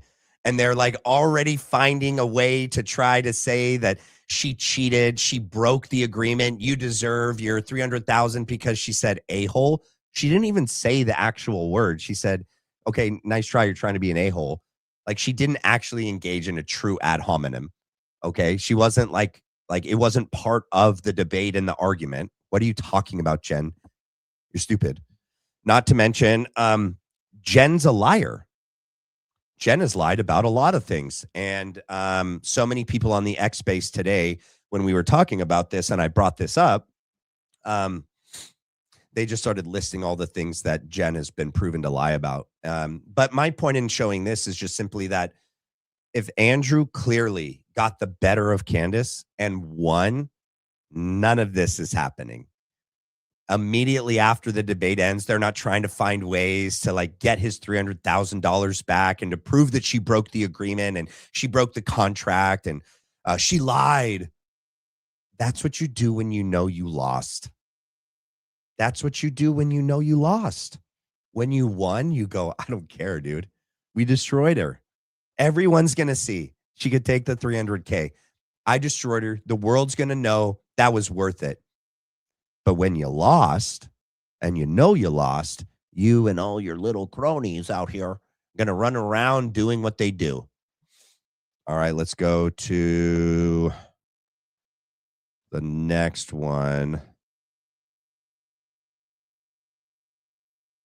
I don't have the timestamps from this from the actual debate to pull up the different moments, but one of the things that I thought was interesting, let's go. Where does he finish? Hold on.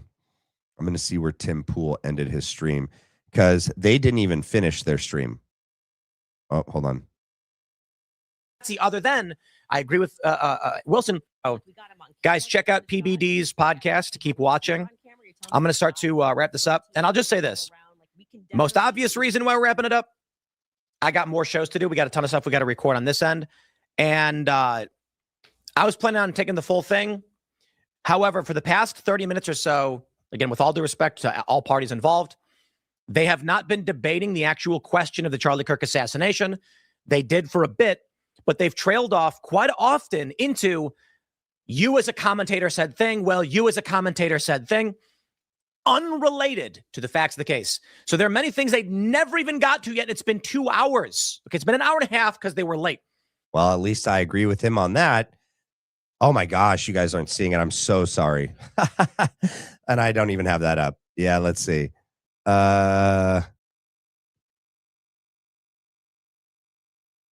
Let's see. Did you guys I'm so sorry.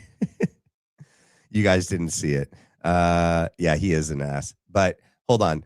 So what's interesting is that he agrees that Andrew and PBD derailed this debate.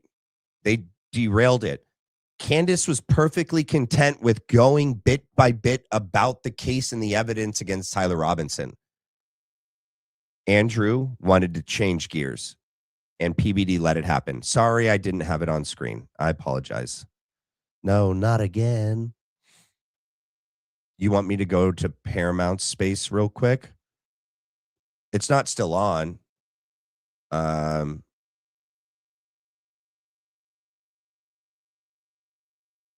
Yeah. Let's see.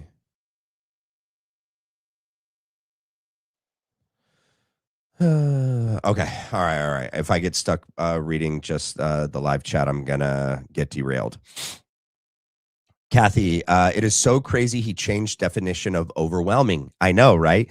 He said that means convincing. No, Andrew, not the same meaning at all. Well, okay, I guess what he said.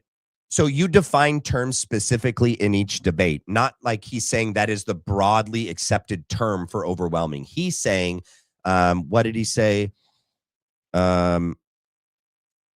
He said his definition of overwhelming in this context for this debate means convincing.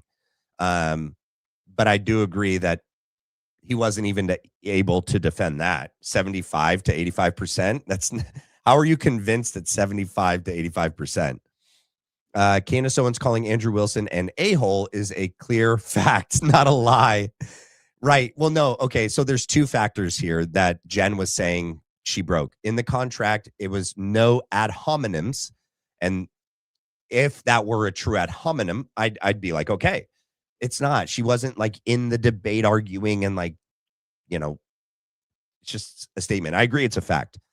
She then also said that Candace Owens lied. She's not saying that that was a lie. She's saying that she broke two of the contract rules.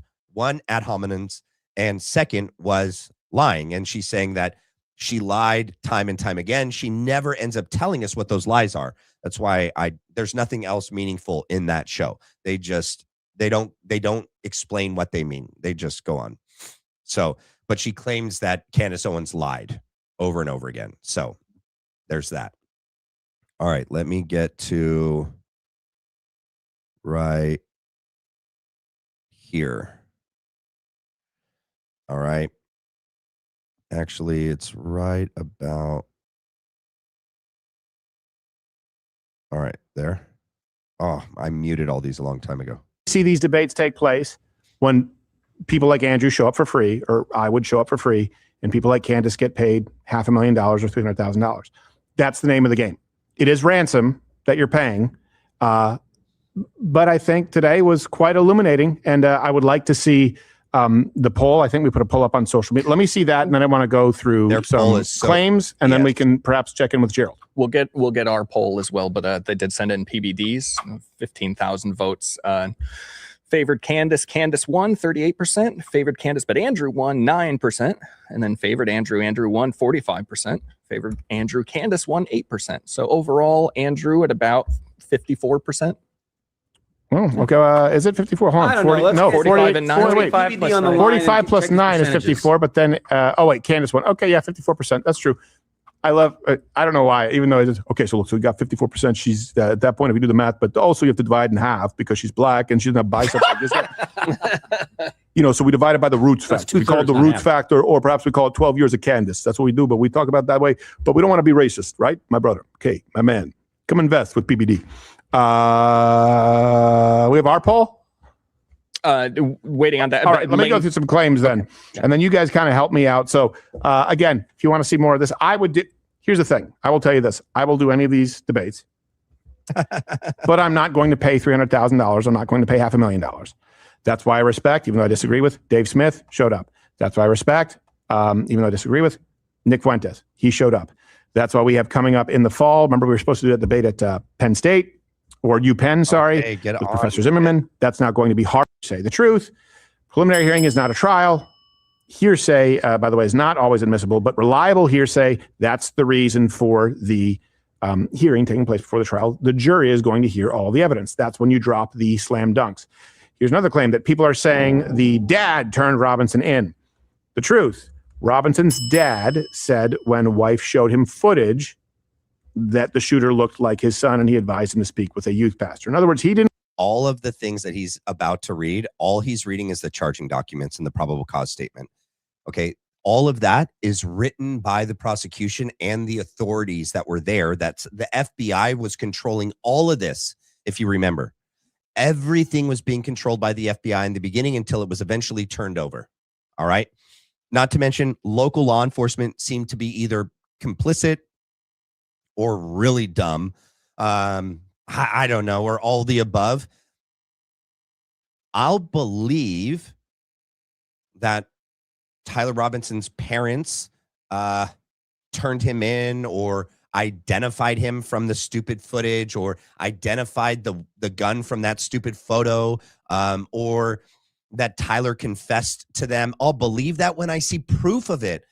All we're seeing is claims. And yes, lawyers lie all the time in court. What are people talking about? Okay. Prosecution lawyers for the state lie all the time. All the time. I don't know why people are acting like that's so crazy.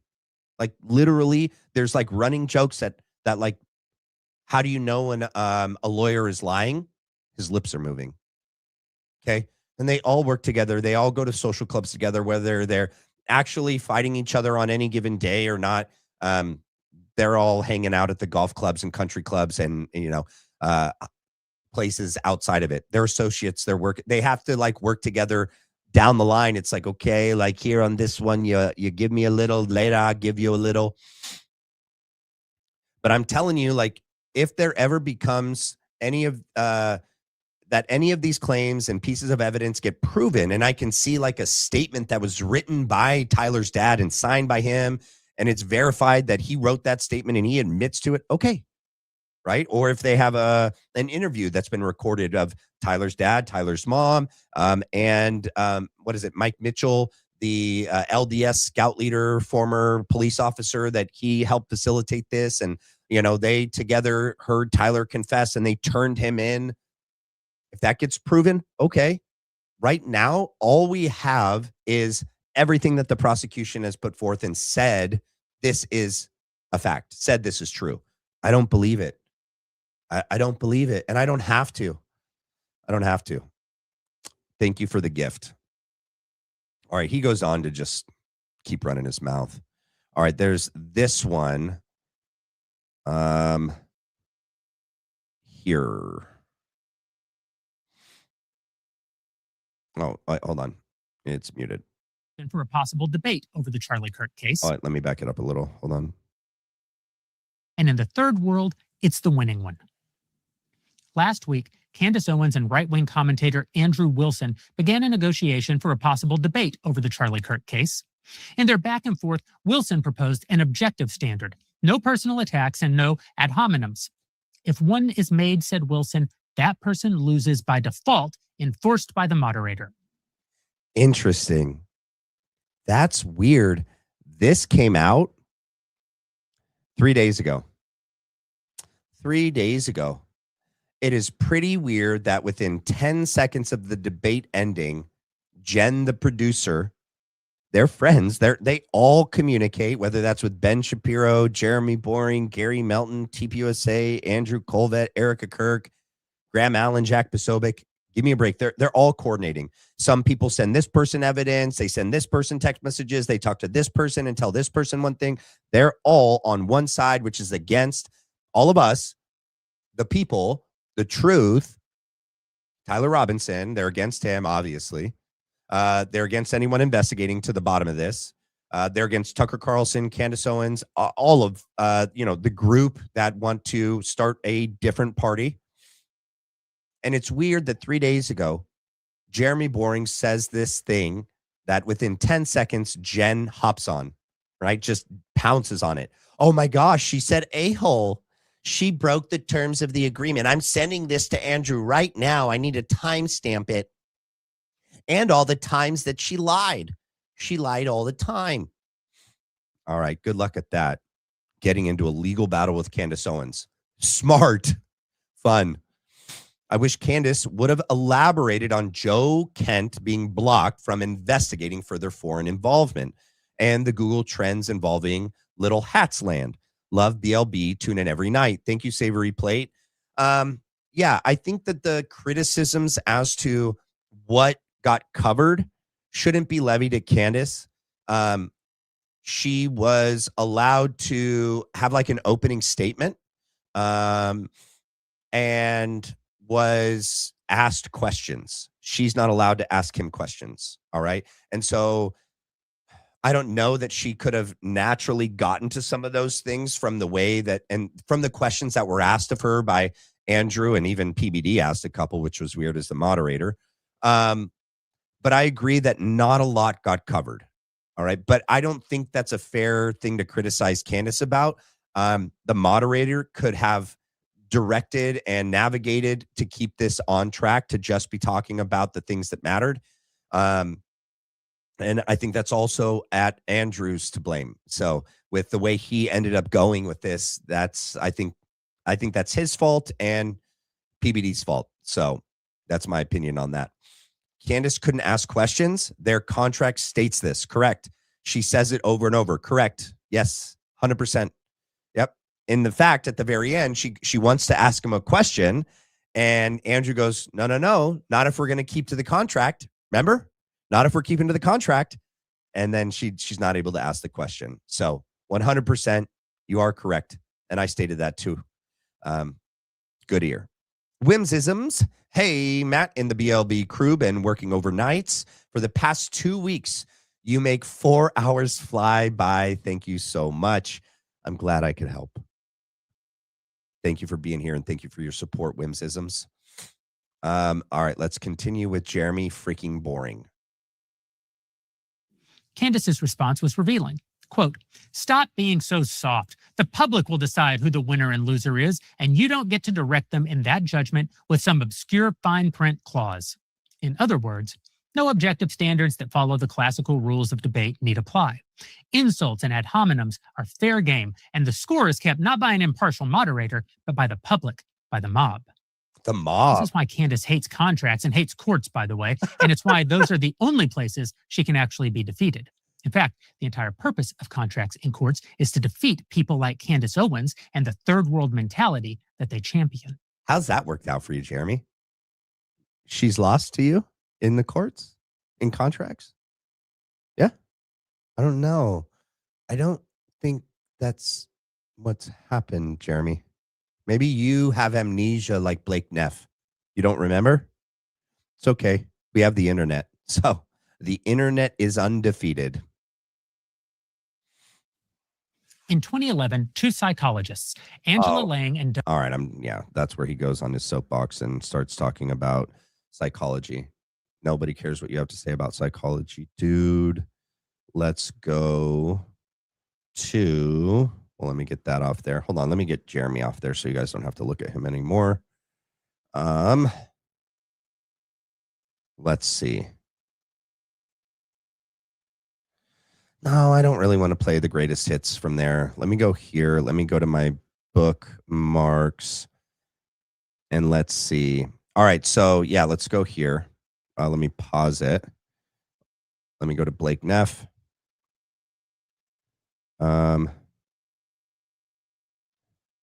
No, that's not the right one. Here we go. All right, just to give you guys a tidbit of what...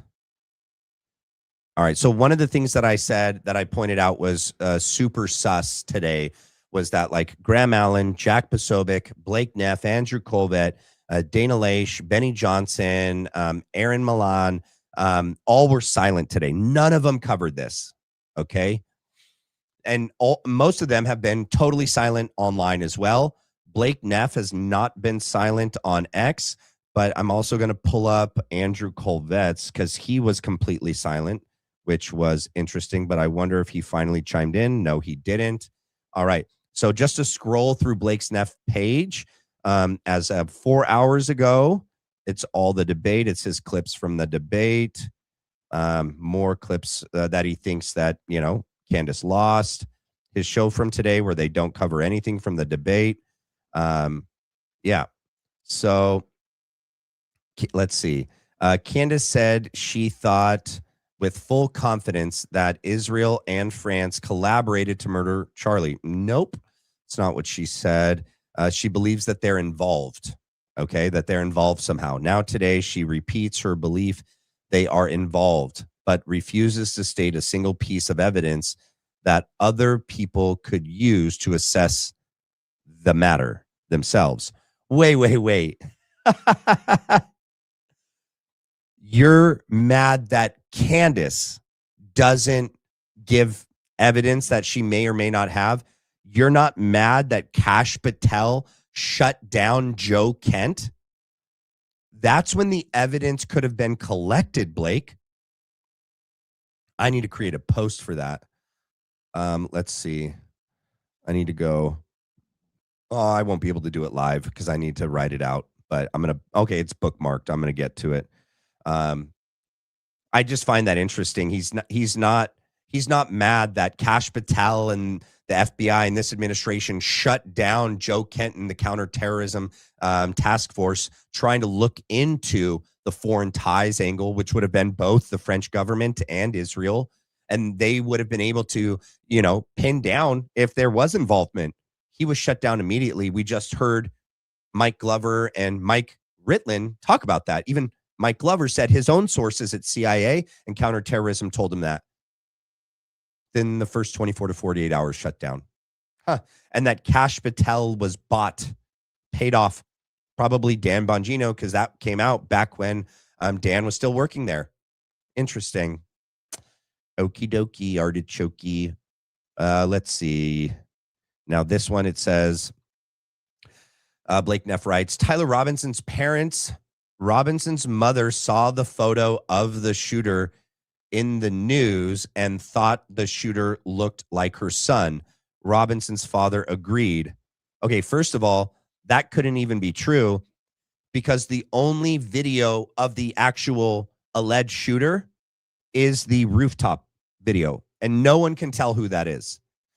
The only other videos and photos are of a kid walking on campus. It's inferred, it's implied that those are the same people. You can't tell that by the footage. And it's stated to us that his limp is because he's got a rifle down his pants, but you don't know that. He bends both knees at different times. And there's been conflicting stories as to, does he assemble the rifle on the roof? Does he disassemble it? Does he reassemble it over there? There's supposedly footage. Governor Cox says that, the alleged shooter changes on the roof, assembles the rifle on the roof, takes the shot, disassembles the rifle on the roof, jumps off the roof, and then reassembles it in the woods and leaves it. So, no, the parents wouldn't have been able to ID the shooter as Tyler Robinson. I mean, the best they could have possibly done is ID that the earlier images from that day, whether that be Eagle Boy walking in the stairwell, was Tyler, which there's no way they did that. Even Benny Johnson said, you can't tell if that's a man or a woman. He said that back in September. And then the earlier in the day, the 8 a.m., 8:30 images of, maroon shirt boy, we all saw those. You can't tell who that is. His parents ID'd him from that. Shut up, Blake. You're such a moron, dude. Let's see. Lance Twiggs, that looks like him. The last two definitely look like him. Huh. Does that mean he says, yeah, that's Tyler Robinson? He positively ID'd him? No. Can you be 100% certain that that's him? No, I can't be 100%, but it definitely looks like him. Yeah, I mean, like he has a shirt like that. Well, not a shirt like that, but he does have shirts. He's got those exact shoes, though. I haven't seen those pants in his wardrobe in his closet, but he does have pants. I mean, he wears hats and glasses, but not those glasses and not that hat. But I mean, yeah, I guess taking all that into account, yeah, sure. I guess it could be him. Yeah, positively IDs him. Get out of here. Tyler Robinson, look at the pictures from the surveillance footage. It was me. I'm serious. Yeah, that's never been validated that he actually wrote those, Blake. Are you not understanding our issue with the evidence? We don't trust how the evidence was collected. We don't trust the chain of custody. We don't trust Cellbrite. We don't trust SBI, the FBI, State Bureau of Investigations, ATF. We don't trust the local police on the ground. We don't trust UVU. We don't trust the prosecution. So all of their claims, their conclusions, without showing us the validation of, the text messages, the letter, the videos, we don't believe them. Okay. We don't believe him. And then what's this about? This is Tyler Boyer. No, okay, that has nothing to do with the case. And this is to show you that Andrew Colvett is completely silent on this whole thing today. Nothing. That's interesting. Nothing. I wonder where he is. Well, he is in D.C. He is in D.C. I don't remember pulling that up. All right, let me pull this off the screen. Let me go here. All right. Let's see. Let me go back to my bookmarks and see what else I have. Oh, no, I took it completely off. I need to add it back to the screen. Give me a second. Let me catch back up real quick. Okay. Let me take Jeremy out of there, that out of there, that. Yeah, I don't care about their best clips and that. All right. So back to my bookmarks. Let me see. Yeah. Oh, I guess. Oh, these are all. Let's see. Hold on. Here. No, this one makes it bigger. All right. So these are all Blake Neff, right? Blake Neff. That's a funny thing of him. And these are good ones that are clips from other people. Candace Owens says, I was genuinely astonished here that he would think I needed to cheat to know the charges of the case I've been obsessively pouring into since September. I agree. Let's take a listen. Yeah, I'm fine with closings if you want to do closings. Well, I also would just, if I may ask a question, which one of the charges against, or all of them, do you think Tyler Robinson is guilty of? The specific charge? Yeah. Yeah. So what I think is that Tyler Robinson shot Charlie Kirk. Yeah, but of the 7 charges that he's being charged. Yeah. Can we list them real quick? I'll tell you exactly which ones. Yeah, We'll pull them up. No. Well, do you know any of the charges that he's up for right now? Yeah, of course. But I want to make sure that we have them listed. Yeah, but like can you name one? Because my general perspective is that you don't actually care about this case. You're not following the case. That's the question. You're just not following it enough. It seems pretty, like, if you're going to engage and you're going to say the evidence is overwhelming that Tyler Robinson is guilty, I just think that you should, like, right. Can you tell me one? Then let's do the counter.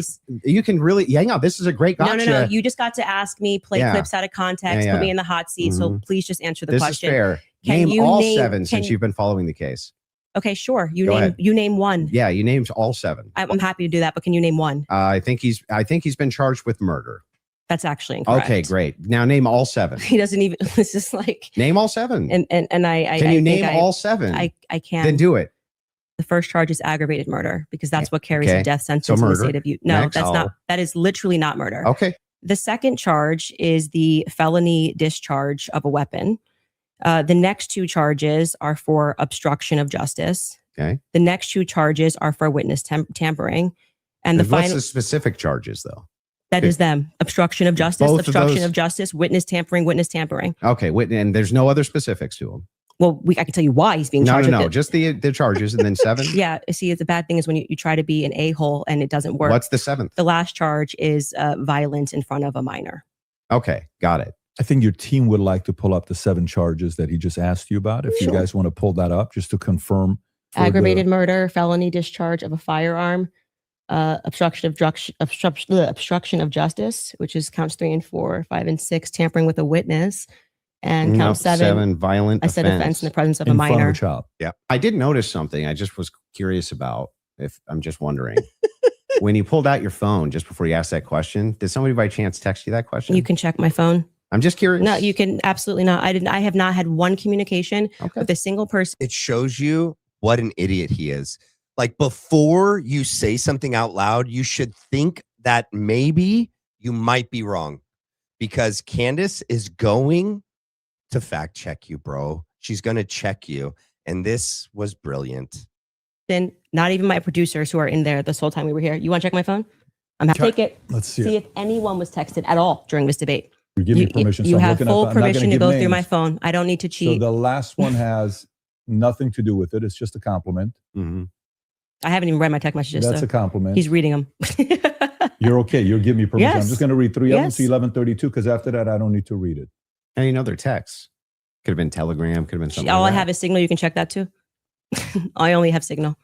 I don't need to I Okay. deeply care about this case. I don't need to I pretend get to it. know If you stuff that deeply I care don't about know. the case, I Yeah. just, I have my other question is about the steakhouse receipt. This guy, bro. He lost every single thing, bro. Wait, let me pull this back. Look at this face. He's happy with himself. He's satisfied. Oh my goodness. He's satisfied with the work that he did today. Yes. Oh my goodness. It's just unreal. Let's go to the next one that we got clipped up. There's some good ones here. Let's not forget this, right? Wait, actually, there's a better one. It's a side by side. Hold on. Here we go. Let me go here. Wait, pause. Back it up. Let's go here. Ready? Because I hold in my possession never before seen messages from Charlie Kirk to his security team on September 9th, 2025. I'm going to share the message with you today, which is the first time this information's ever been publicly revealed. On September 9th, Charlie's security team wrote to him, yes, law enforcement has been fully supportive and agreed to a security plan and posture. Tomorrow's event will be covered by both my team and the campus PD. If additional support is required, patrol units will be available. I have 11 on site. Charlie responded with this, okay, great. Remind them that they are there for one person's security only, because I'm somewhat worried the left is trying to kill me. That was a message sent September 9th. Whatever could he have meant by that? Well, I think he meant exactly what he said, that he was worried the left was going to try to kill him. We knew that there was always going to be a threat, but Charlie and I we promised each other we would never live in fear.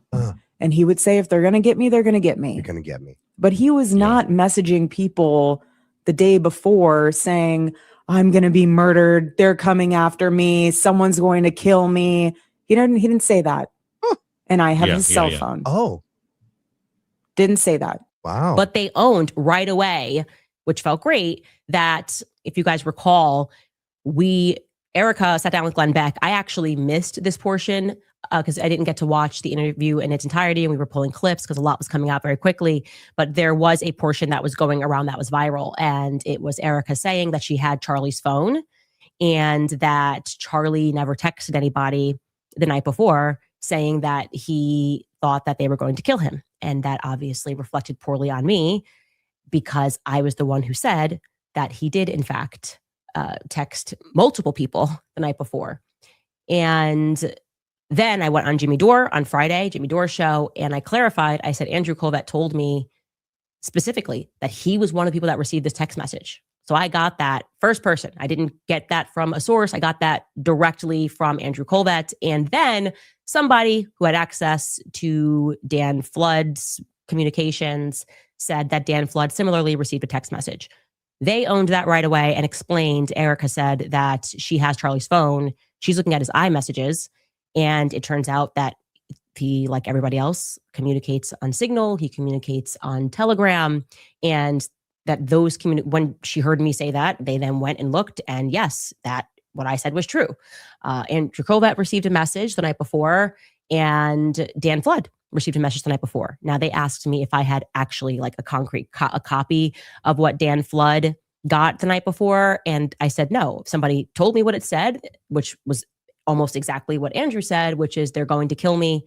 Andrew did not know who they were, that the they that he was referring to were, but they clarified that the message that Dan Flood received said the left is going to kill me. So I can't confirm that one way or the other. I have to trust them on that because I did not see that concrete message. I was told that it said they. All right. So she's been honest this whole time. You know what I mean? Let's see. Wait, am I not in my bookmarks? Oh, I'm not in my bookmarks on that one. This one is no, that's not the one I want to show. That was Blake. I already showed that. Let's see. Yeah, let's do this one.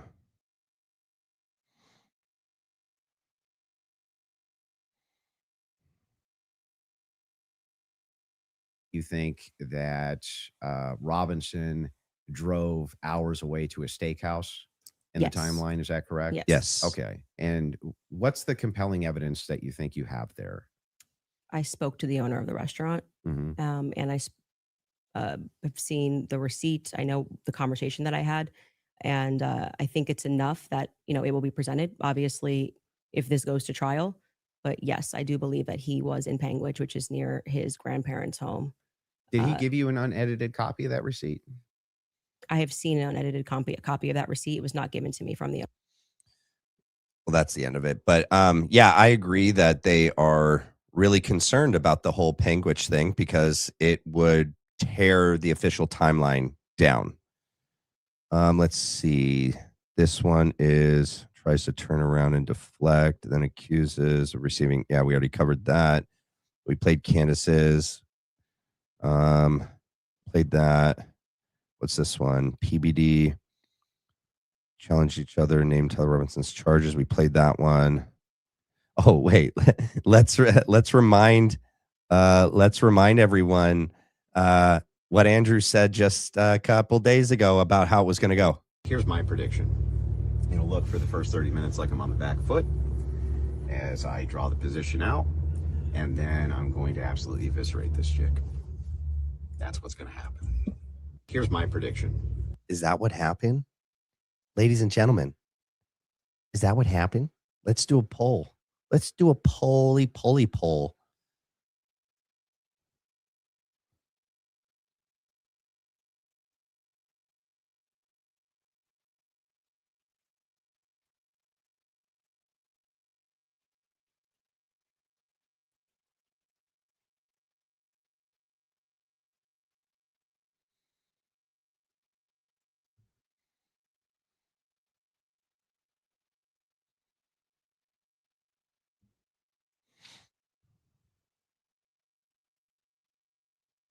Hold on.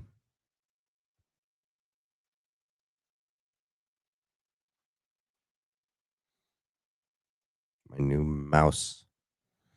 Oh my goodness.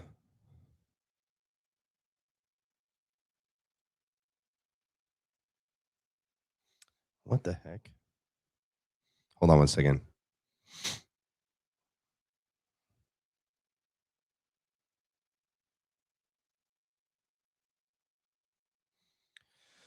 Oh my goodness. Hold on one second.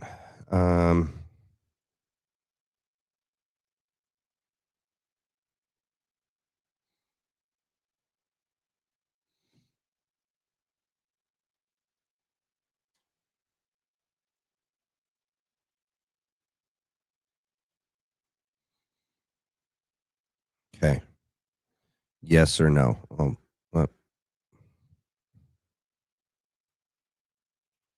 There we go. All right. Did Andrew totally eviscerate Candace Owens? Bam. All right. Take the poll while I pull this next clip up. All right. It's just me. All right.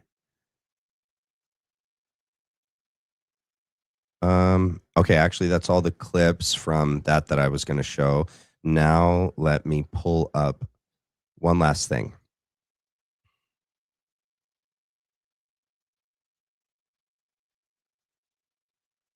Okay, that's not it. The only person that lost was Charlie. Oh, Alex Stein. Yeah, well, I mean, that's obvious. Charlie lost his life, dude. But Andrew Wilson definitely lost as well. Okay, my history. I need to find this clip of Charlie.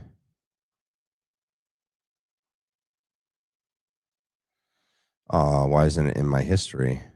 Where the heck did it go?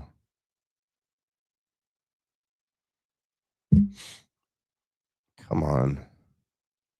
I needed to start it where I left off.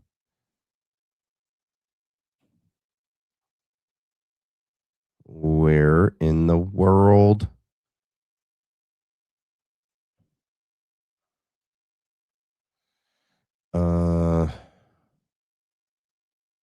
Let's see. I liked it. Probably it'll be in my liked. Oh, I'm going to have a lot in here to look through, though.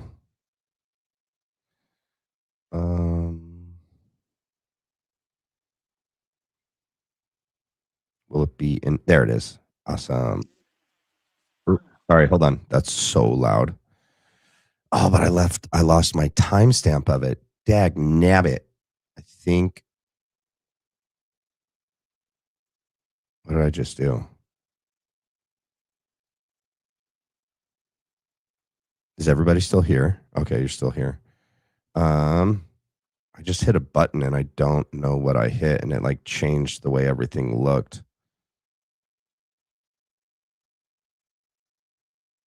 What the heck? Okay. Show screen. Yes. Yes. Okay. Add to screen. Okay. Okay. Let me turn it down.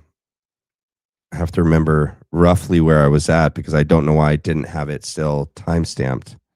I think it was like right about here. You're a human being the same way we are. How many of you grew up hearing from a parent, oh, they put on their pants one leg at a time just like you? That is, by the way, it's a beautiful thing to teach a kid because that's essentially saying the human equality truism in a different way. You know, they have to go to sleep at night just like you do. They have to brush their teeth just like you do. They're the same type of thing. They're not an angel. They don't have supernatural powers.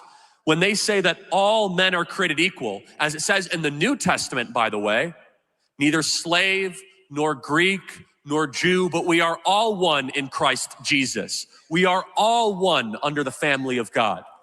That God does not look at us as our differences, but he looks at us in just one of two ways. Are you saved or are you unsaved? Those are the only distinctions that God cares about when we get into the afterlife. Are you saved or are you unsaved?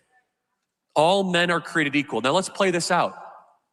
If all men are created equal, then all of a sudden the form of government that you then institute is a lot different if you believe that some people are better than others. We were further ahead. I think we're like right about there. Let me read a couple of these super chats. Wanda Kando. Thanks to all here pursuing the truth. Thanks, Matt, for bringing us together. Thank you. I appreciate that. Kathy, Matt, thank you for your love for Jesus and fight for the truth. So good to hear you speak and talk with others like Matt T, Stu Peters, Meech, Let Me React, Great Hope in the Darkness, Christ is King. Yeah, and I'm trying to get like a group thing together with like multiples of those people together and continue to do stuff with them independently, individually, and then as a group, I think would be beneficial too. So, yeah, I think they're all great guys. And Joe Filicetti, imagine having a great debate guy like Charlie, but because of the shady tactics and irresponsible, questionable actions of the security team and TPUSA that led to Charlie's death, this is the guy they hired to teach debating. That couldn't be more obvious as to the difference between Erica and Charlie. Everything that Andrew Wilson is, like as a man, Charlie, Andrew is nothing compared to Charlie. Like everything that Charlie is, Andrew is not. I was trying to find the best way to say that. Andrew Colvett, I mean, oh my goodness, there's too many Andrews. Andrew Wilson not only drinks and smokes and cusses and swears and is vulgar and is derogatory towards women, he's condescending, belittling, he's chauvinistic, he's prideful, he's arrogant, he's undisciplined. He doesn't have his flesh under control. one of the things that Charlie said was the measure of a real mature man was self-control. His ability to command the flesh what to do, not being ruled by the flesh. Children are ruled by the flesh until they're taught how to have their flesh under control and ruled by their spirit. A man that was so nervously shaking because he couldn't go get his cigarettes. He just needed his cigarettes to be normal. Normally on these things that he does, he'll also pop open a Budweiser tall boy. Not that anything in and of itself is not good, but to be ruled by it, to not be able to go a debate without it. Like that was one of the stipulations that his wife yelled at Candace Owens about. Like, you're not going to let him smoke in your house? No, I don't let anyone smoke in my house. I'm pregnant. That's gross. Why are you talking to me? Go make him a sandwich. Let me talk to your husband. Andrew's nothing compared to Charlie. And the fact that the fact that Erica employed him to teach those at TPUSA how to debate says everything about Erica and TPUSA. You know who they should have hired to teach how to debate? Tucker Carlson, Candace Owens, Dave Smith. That's who they should have hired. That's who Charlie respected in the realm of debating. And she didn't. She hired Andrew Wilson. Just one more example of Erica being the complete opposite of Charlie. So there's that. Are you willing to now take responsibility? Responsibility? We are a rights-obsessed and a rights-preoccupied society with certain unalienable rights that among these are life, liberty, and the pursuit of happiness. I'm going to talk about liberty in just a second. But here's the kicker, that to secure these rights, you see, then Thomas Jefferson continues, governments are instituted among men, deriving from their powers from what? The consent of the governed. That's us. Right here, without them even realizing it, they were telling you what the Constitution was going to look like. The Declaration and the Constitution are not at odds with one another. They are keys that fit perfectly, like hand in glove. That the deriving from their powers the consent of the governed. That the sovereign in this country is within the people, not within an unelected leadership class. Let's go back to liberty. Now, liberty is thrown around a lot in this country. I have a right to this. I have a right to that. How did the founders understand liberty? You see, I visit college campuses, so you don't have to. And when I visit these college campuses, I get in a lot of fun debates, would you say? And by the way, one member of my team comes up to me. I can't stand that we're on TikTok, but I guess it works. And okay, so I just got a text that poll is inaccurate. Several members in the chat accidentally hit yes instead of no. That's probably because I worded it weird. Sorry, my bad. So actually the percentage is way higher that Andrew did not totally eviscerate Candace Owens. Okay. So it's probably more so at like 98%. Okay. Amber, go make him a sandwich. Let me talk to your husband. Sent me. We love you, Matt. Thank you. All right, you guys. I am pooped. 2 streams today. One was like 5 hours. This one's nearly 3 hours. I'm still on the mend from ear, nose, and throat, head, I'm feeling good, but man, do I love you guys. I just want to say something. My wife cautions me all the time not to get burnt out on this. I was made for this. I love doing this. I will never forsake all my other responsibilities as a husband and as a father and my own personal spiritual relationship with the Lord. with my, self-care things like going to the gym and doing jujitsu. All those things come first. Okay. But I look forward to being here with all of you. And I look forward to doing this every day. And this is truly a gift from God that I get to do this. And I thank God every day that I wake up and this is my life. And I thank all of you for that. So thank you guys so much for all that you do to support me, this community, and this channel. I truly love and appreciate all of you. So, all right, you guys.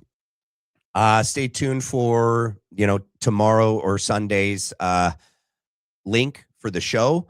I love you guys so much. If you haven't done so already, please hit the like and subscribe. Write a comment under the video for me or throw an emoji. Hype the video for free. Until I see you again, God bless. Take care. Bye.